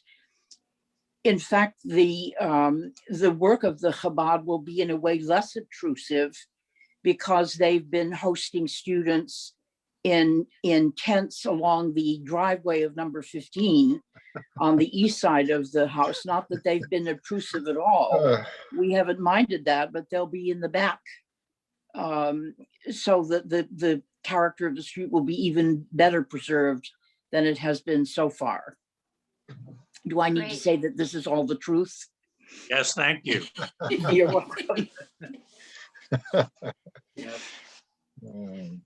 Are there any other questions that I can answer? I think I'll leave the meeting otherwise. No, that's great. Thank you for coming and thank you for commenting. We really appreciate it. Well, you're very welcome, and I appreciate the work you're doing to preserve our neighborhood. And I hope you approve this application. Bye-bye. Thank you. Bye-bye. Elizabeth, are there others? No, but David Shore has his hand up. Oh, okay. Go ahead, David. David, you're on mute. muted. David, you're on mute. Wait. I tapped that button by mistake, I think. I don't have my hand up. Okay. Oh, okay. But I can tell you that tell you that Neumann's have that nice Stedman house with the great garden. So that's just context. Mm-hmm. Okay. Hi, David. Hi. It's great how Princeton is still a small town. So are there other questions, comments? If not, does anyone feel moved to make a motion or? I'll move to adopt this. You know what, Thomas, I think because you're an alternate, I'm not sure you could do that. Okay, is that right, fine. Elizabeth? Correct. Sorry. So Okay. let's try this. To approve the proposed changes with the understanding that a appropriately double wide sized door is going to be added to the concept, and that they're going to look for a real wood sign. Were those the things we talked about? The lighting in the See front. is some that more scrutiny given to using the existing garage as part of the plan. But I don't think we can make it a requirement because it's not. I didn't Okay. Julie, the demolition a is matter solely of within asking. historic preservation. Right, and so I think the applicant is saying they cannot accommodate the shed. And that Elric is just saying that if the shed could be moved, if possible, that would be a good thing, but I don't think that's a requirement. It's not, I don't ask it as a requirement, just as as an examination of possibilities on the part of the design team. Okay. Elric, to clarify, are you asking to relocate it? I'm not sure who was asking what. That's Elizabeth. Oh, yes. Are you asking to relocate the garage or re-examine the I stairs? think that's, it's tight as it is, given its proximity to the building behind. I understand that. But I thought your point about it's possible reuse for shelter of the bicycles and other property items was worth more consideration if possible. Okay, so I'm just trying to understand. So it's really to see if there are possible modifications that could be made to the design and the stairs to be able to maintain the garage for reuse. Is that what you're Correct. saying? Okay. Yes. I just need a clarification. But I think the motion, if it is a motion to approve, would ask them to consider that. But if they are unable to do so, to approve the demolition of the garage. Good. That's their application. That's fine. Thank you for the clarification. Catherine, you're on. Catherine, if you're speaking, Kathy, if you're speaking, you're muted. Were you trying to say something? There you go. Sorry.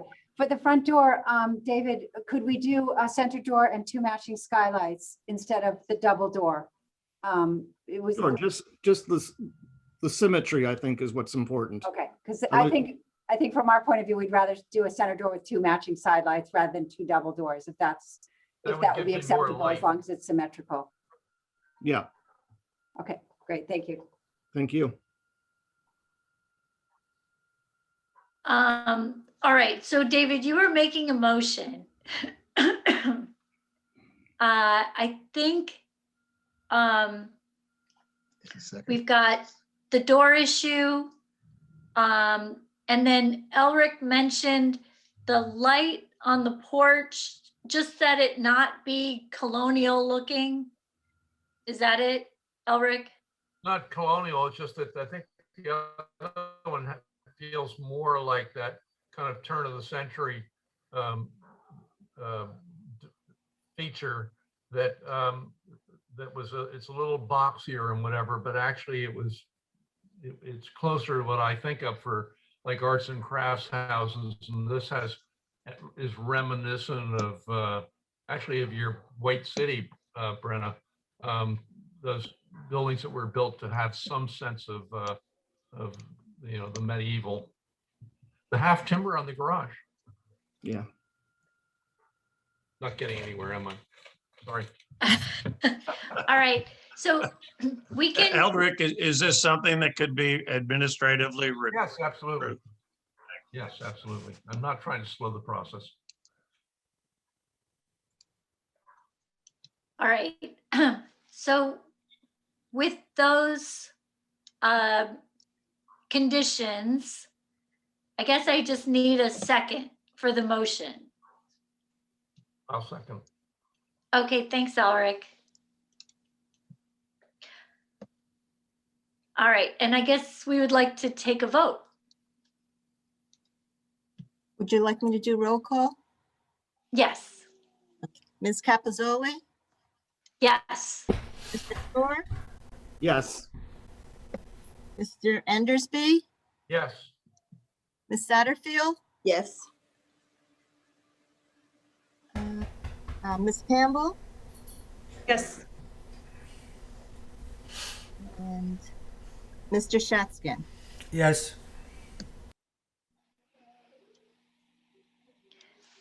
All right. Thank you, Madam Chair, members of the board. We really appreciate your assistance with this. Thank you very much. We're excited about this. Thank you. We're excited too. Thanks for coming in. Thank you. Julie, I think Tom Pyle wanted to make a Yes. comment. Oh, sorry. Tom wanted to comment. Right. Yes, Sorry. he Go ahead, does. Tom. So I'm a new member. I'm an alternate member. So obviously it's my naivete has to process. So it's such a wonderful thing to hear this wonderful discussion about this wonderful project involving these wonderful two people. I am here to tell you that I remember Eitan Webb when he first arrived here in Princeton, those many years ago. Can't believe it's so long ago, when he took up an office in a closet down in the basement of 14 Nassau Street in a little startup that I was associated with called TerraCycle, which some of you may have heard, this wonderful student initiative to recycle plastics and to invent worm cocktail tea that was sold at Walmart, ultimately started by a young student, Princeton student named Tom Sacchi. And I was an older fellow mucking around in 14 Nassau, or 20 Nassau Street, I should say, not 14, starting up my own little foundation for a university in Nairobi, Kenya. And a lot of students were running around, but a couple of us interested adults were hanging around, providing alleged guidance. And then arrived Eitan Webb. Rabbi Webb showed up, and I just want to say what a wonderful presence he created then and has done since in such enormous fashion. He and Giddy are a life force here in Princeton.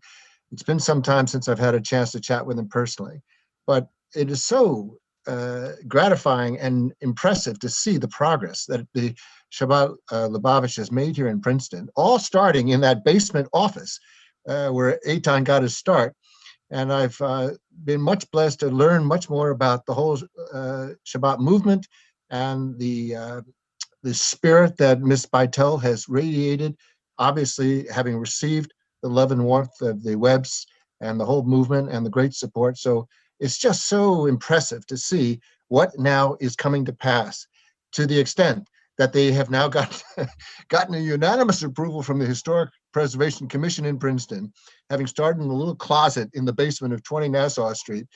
This is very impressive, and I just so congratulate them and wish them all my best wishes, as I'm sure we all do. So congratulations to the Webbs. Well, thank you, Tom. Thank you for letting us know. Thank you so much. Were you at that first board meeting of TerraCycle with spaghetti and meatballs in our apartment? Yes, I was. That's where I first became myself acquainted with the Shabbat hospitality, which was very impressive to me at the time. And I remember the whole library you pointed me to. In fact, you gave me a book in Hebrew, which I accepted very gratefully. Of course, I haven't been able to really read it yet, but I've cherished the gift as a memento from that wonderful occasion. A lot of good came from that dinner.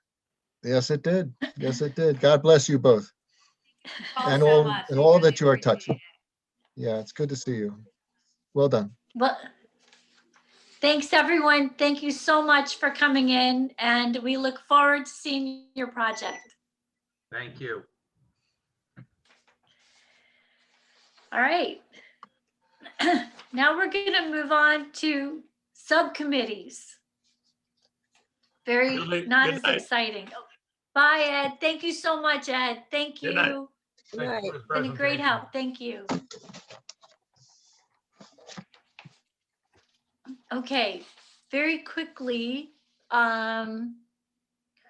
we have a few people need to volunteer for subcommittees. So everything that's highlighted in yellow are spaces that need to be filled, correct? All right, so I'll just call them out. First is the King's Highway. Oh, I need help, please. Yeah. I mean, I'll help David with that one.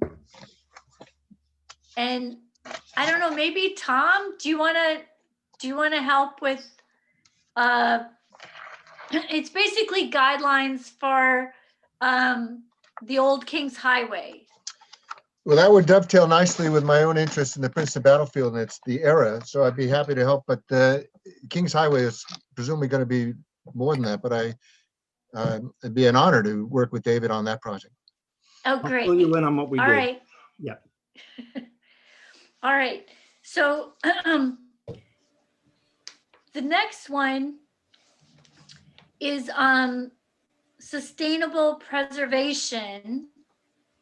I don't know, Brenna, you're part of the university. Are you interested in getting involved with sustainability? Sure. Okay. So a couple of these, I don't think we really need one, like the Quaker Road Path. I don't think we need a committee for that. We are done with that project.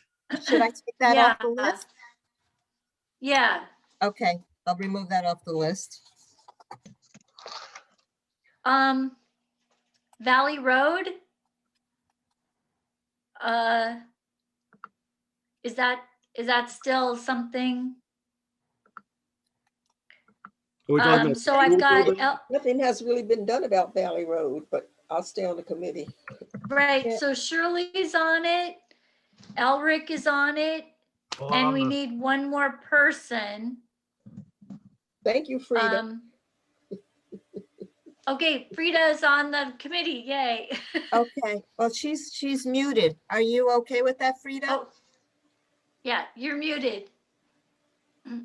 I just volunteered her. Will you do that? Valley Road, what is that about? Valley Road, it was a school.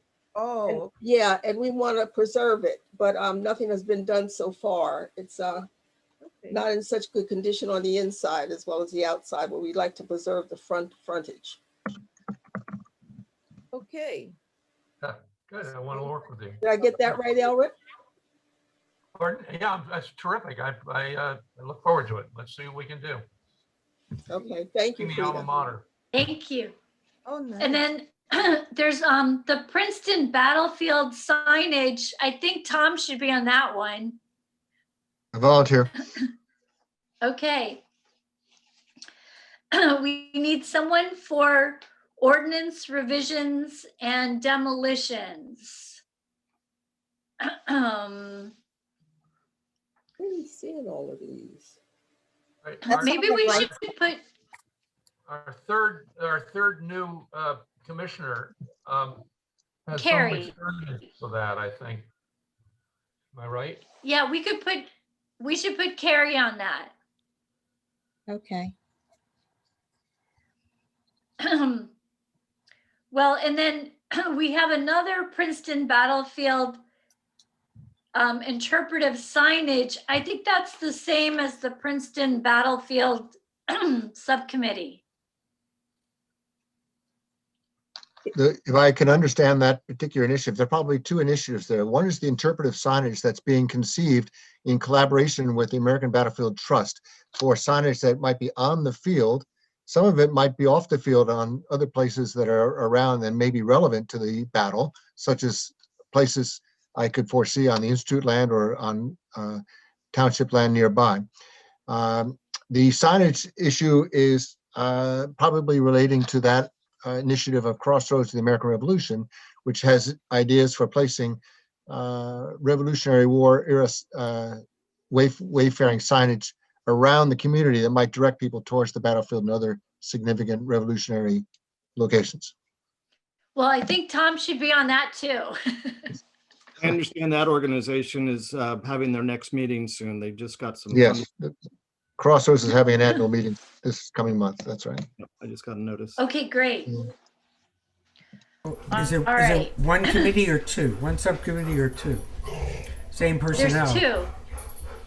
Same people.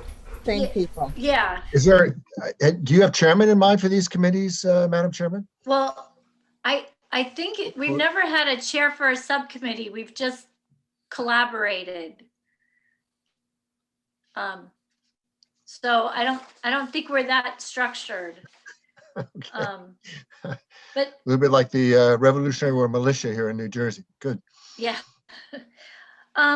For the master plan update, I was thinking Roger how do you feel about being on the master plan update I'm fine with committee?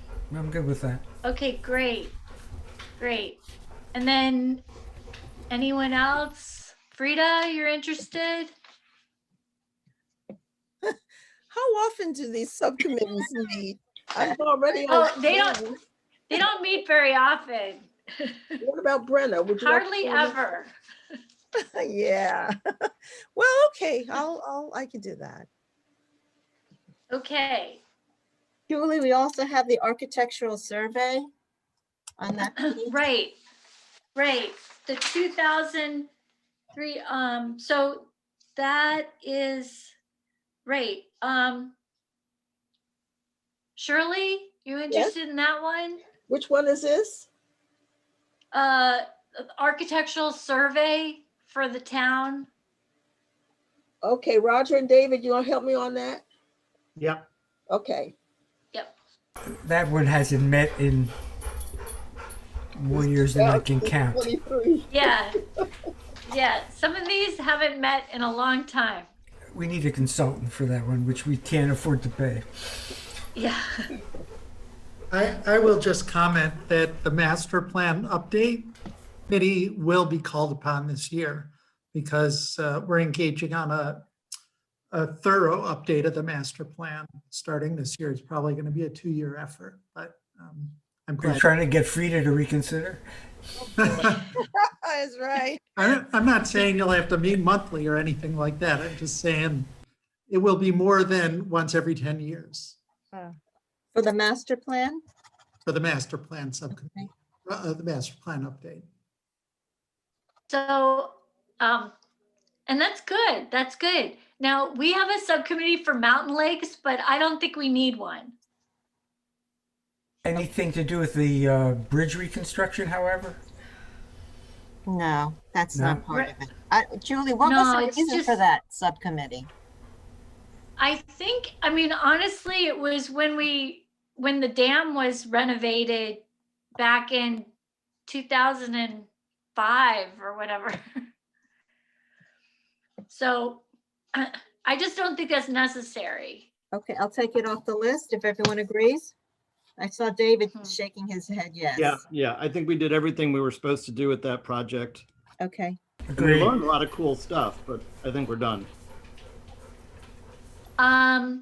The state historic preservation plan, I don't really know what that is. You're on it. Make something up. So I don't think remove I don't think that's necessary. Okay. Now, here's an important one, and that's the website. So far, Roger is the only committee member for the website. So So question for you on this website. I think this came up a while back and now we have a new website. What was the thought about the website subcommittee? just making sure that HPC had had a good page, had good information, you know, had some representation. There's still 4-year-old information from the separate borough and township commissions that needs to be consolidated. There was some nice information, like an introduction to architectural styles in Princeton. I don't know if, I'm sure that stuff is archived somewhere, but it should be updated and consolidated. So that architectural information actually came with the Witherspoon Jackson. And when we had Amber, I think she broke it out because she figured it could be applied to all districts or, applicable for Princeton itself.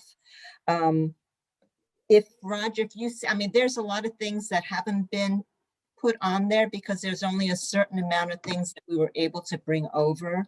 That was part of, David, you probably know, that was part of our contract. They didn't bring everything over. There was a certain amount that they were able to bring over. And historic preservation had a lot of stuff, only because of all of our information for the Witherspoon Jackson. And I've actually been working with the webmaster, and she's actually been helping me put some of that stuff on because even if I did one a year, I wouldn't have it done, because what do we have, like 390 properties? You know, This was so- this was something. This was actually, it was just a PDF brochure that you opened up that gave 10 or 12 basic styles from colonial to modern. And I think this was a borough publication, and there were some other township things. I'm not saying it has to be on, but we should look at it and see what we should draw. I mean, what we need is a comprehensive overview of what the site should have, and fill it in when we figure that out. There are other municipalities, other commissions that have done some pretty successful, created some successful materials. And So- particularly with architectural styles and whatever, it's well worth looking at. And maybe we could collect a few of those and glean some of the better ideas. Okay. So right now it's just Roger. Anyone want to volunteer for the website?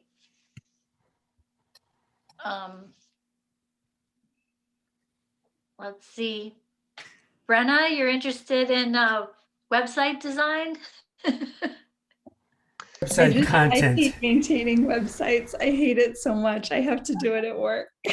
Oh, okay. I'll do That's it. it. No one else will. Well, I don't Yes. actually think This it's, is your sort of thing, I don't think that you have to No, go it's setting on up it. the content. I understand. Yeah. I'll help if no one else is interested. It sounded like Elric maybe has some ideas though. I mean, I think it would be good if we all maybe brainstormed a little bit. I don't know. I know there are rules about how we can meet as a group, but Right. over email or something, if we could brainstorm a bit, I think that might be really helpful. Or you could even make it an agenda item if you have a light meeting sometime in the next few months, just to have a conversation. That's a good idea. I Okay. suspect that both SHPO and Preservation New Jersey are aware of other municipalities that have already, pursued that notion and might be able to share some of that material. Is this something we can joint venture with the historical? Historical materials are one thing, but putting it into web form is something I have no expertise or interest in. All right. Is this so something we can maybe- join? Can we joint venture this with the Historical Society of Princeton, which is doing this very thing? I don't think it's going to work because we have to work in the framework of the municipal setup here. We Maybe have to we can duplicate keep the it effort? maybe we can keep it on as a group discussion Okay. and Roger can lead the discussion. As far as the PTS redevelopment goes, I mean, they're out. I know they're selling their properties, so I think we should take off PTS redevelopment and just wait and see what happens. Okay, so maybe what I'll do is I'll just hold it in parentheses on the side in case it comes back as a different project. Yeah. Okay. So the last four I see are signage. Is that just general signage? I thought it was for sign applications on commercial buildings. Oh. I wonder if it was also, could- was it related to what Josh Cinder was working on, It predated that. I think that there were different people on that, David. There was David Shore, there was Robert. So I think that might have been more specific, that ordinance on the blade sign and everything. I don't know what this signage is. It was just kind of inherited from the list. I I think we should take it off. I think it was a standing committee so that if we, rather than having ad hoc subcommittees for individual projects, I think it was a standing committee that any signage issues could be referred to. That's my vague memory of it. Okay, and I think that now almost all the signage that comes in, Julie and I review administratively, except for if it's in conjunction with a project that is larger, there's more work with it, like Chabad. So if everyone feels that we can take that off. We can always recreate it if we need it. That's right. Right. Now, there's also one, the CLG Grant Committee. Oh, while you brought this up, I do have to update our CLG. I need the resumes for the new members.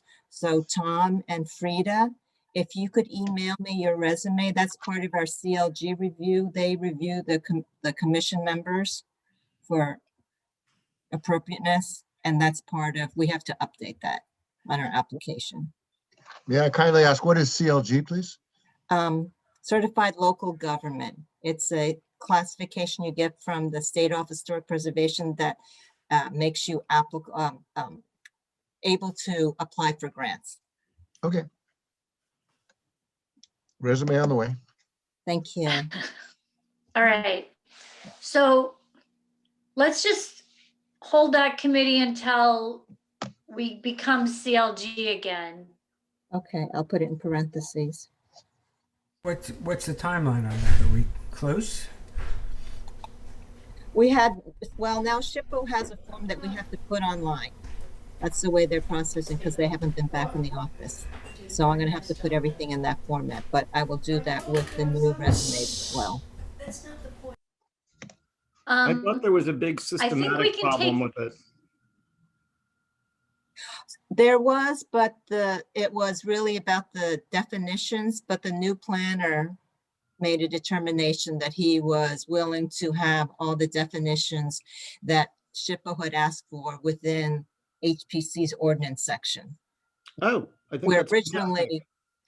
you know, the format with the consolidation of the ordinance was having all the definitions in one section, but SHPO wanted specific definitions that are historic preservation within their section of the ordinance.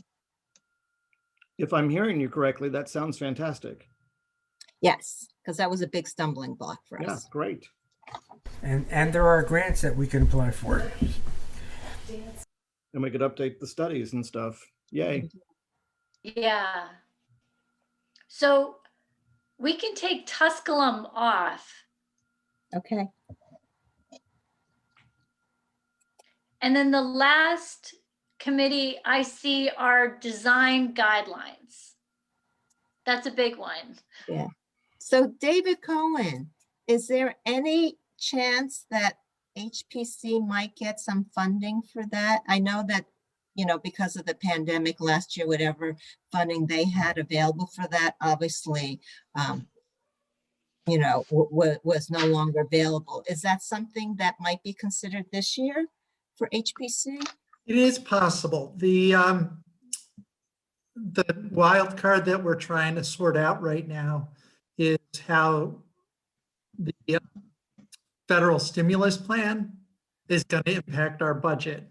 There's actually an article in NJ.com a week or so ago indicating that Princeton is going to receive $6 million from the stimulus package.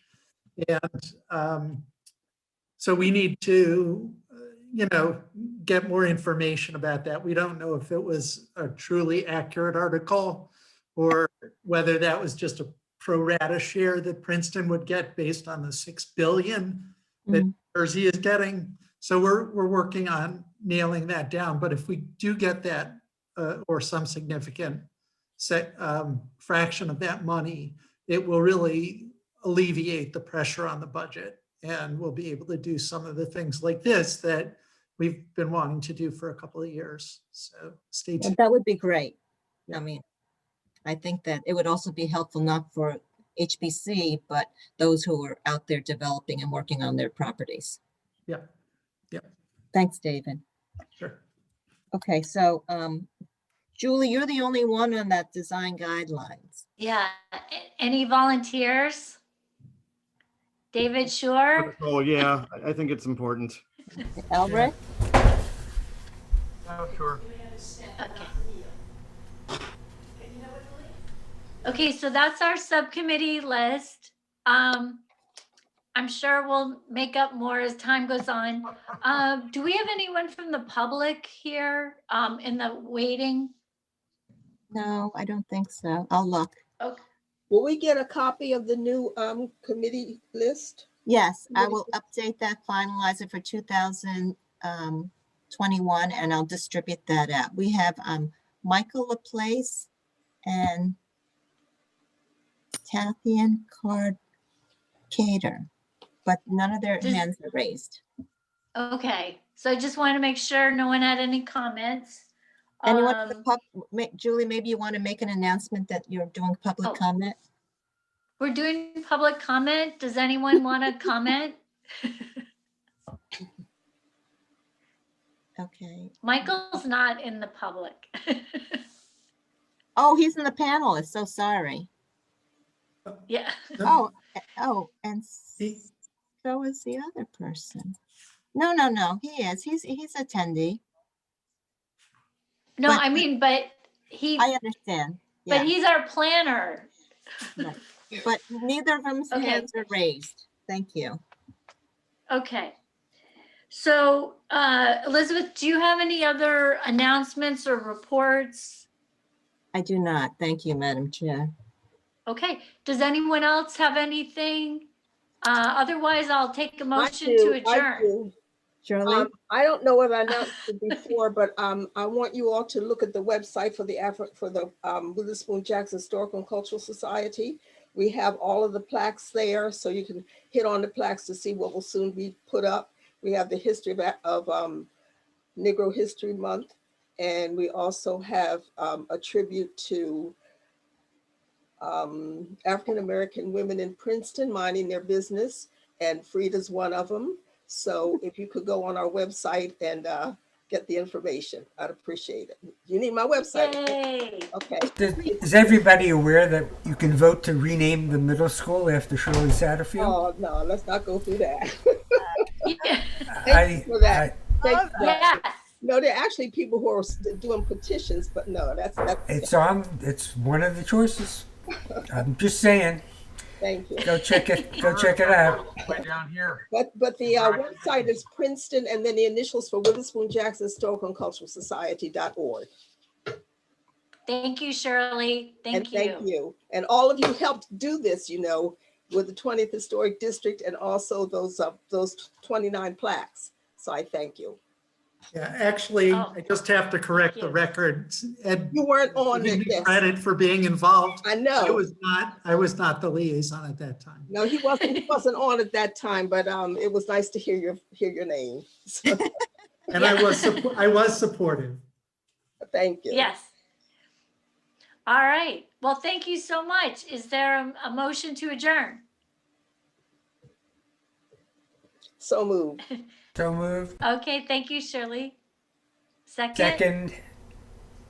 All right, thanks, Roger. I think Before we're all in favor. Before we. We will see you. Wait, Elric has something. Yes, Elric. I just thought I could swing the computer around if you were interested in seeing a little of the casa here, or just drop out. Yeah. Go But for anyway, it. Thank you for joining me, and I'm finally read it. So keep that in mind. But just Elric, this will is the you be- sala. You have to understand this house was abandoned for about 20 years with holes in the roof, and the termites had eaten most of the fretwork and the ceiling. The trogloos, the decorative panels above the doors, my sister designed using Dominican motifs. Over here, over the sofa there is my $8 one of my paintings. I love buying masks, and I actually, in addition to the Brock, which was my $8 purchase, over here, sorry, it's a bit of a swing, I have a $30 Picasso. I confronted Ronald Lauder at one point, who has the real thing. And he said, well, I hope you got a good price. I said, $30? Yeah, not bad. He had just bought the Klimt for 138 million. And I actually commissioned the guy who did this one to do the Klimt for 200. It just didn't quite happen. these are some historical masks up above. And I'll just swing around. That's one of the 2 bedrooms down here. And then I'm going to take you out on the porch where we eat.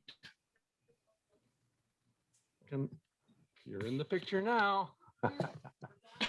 Depending on how many people are here, we eat at one or more of these tables. And that little building over there is actually made of materials that came from structures that were torn down to make way for the Playa Grande.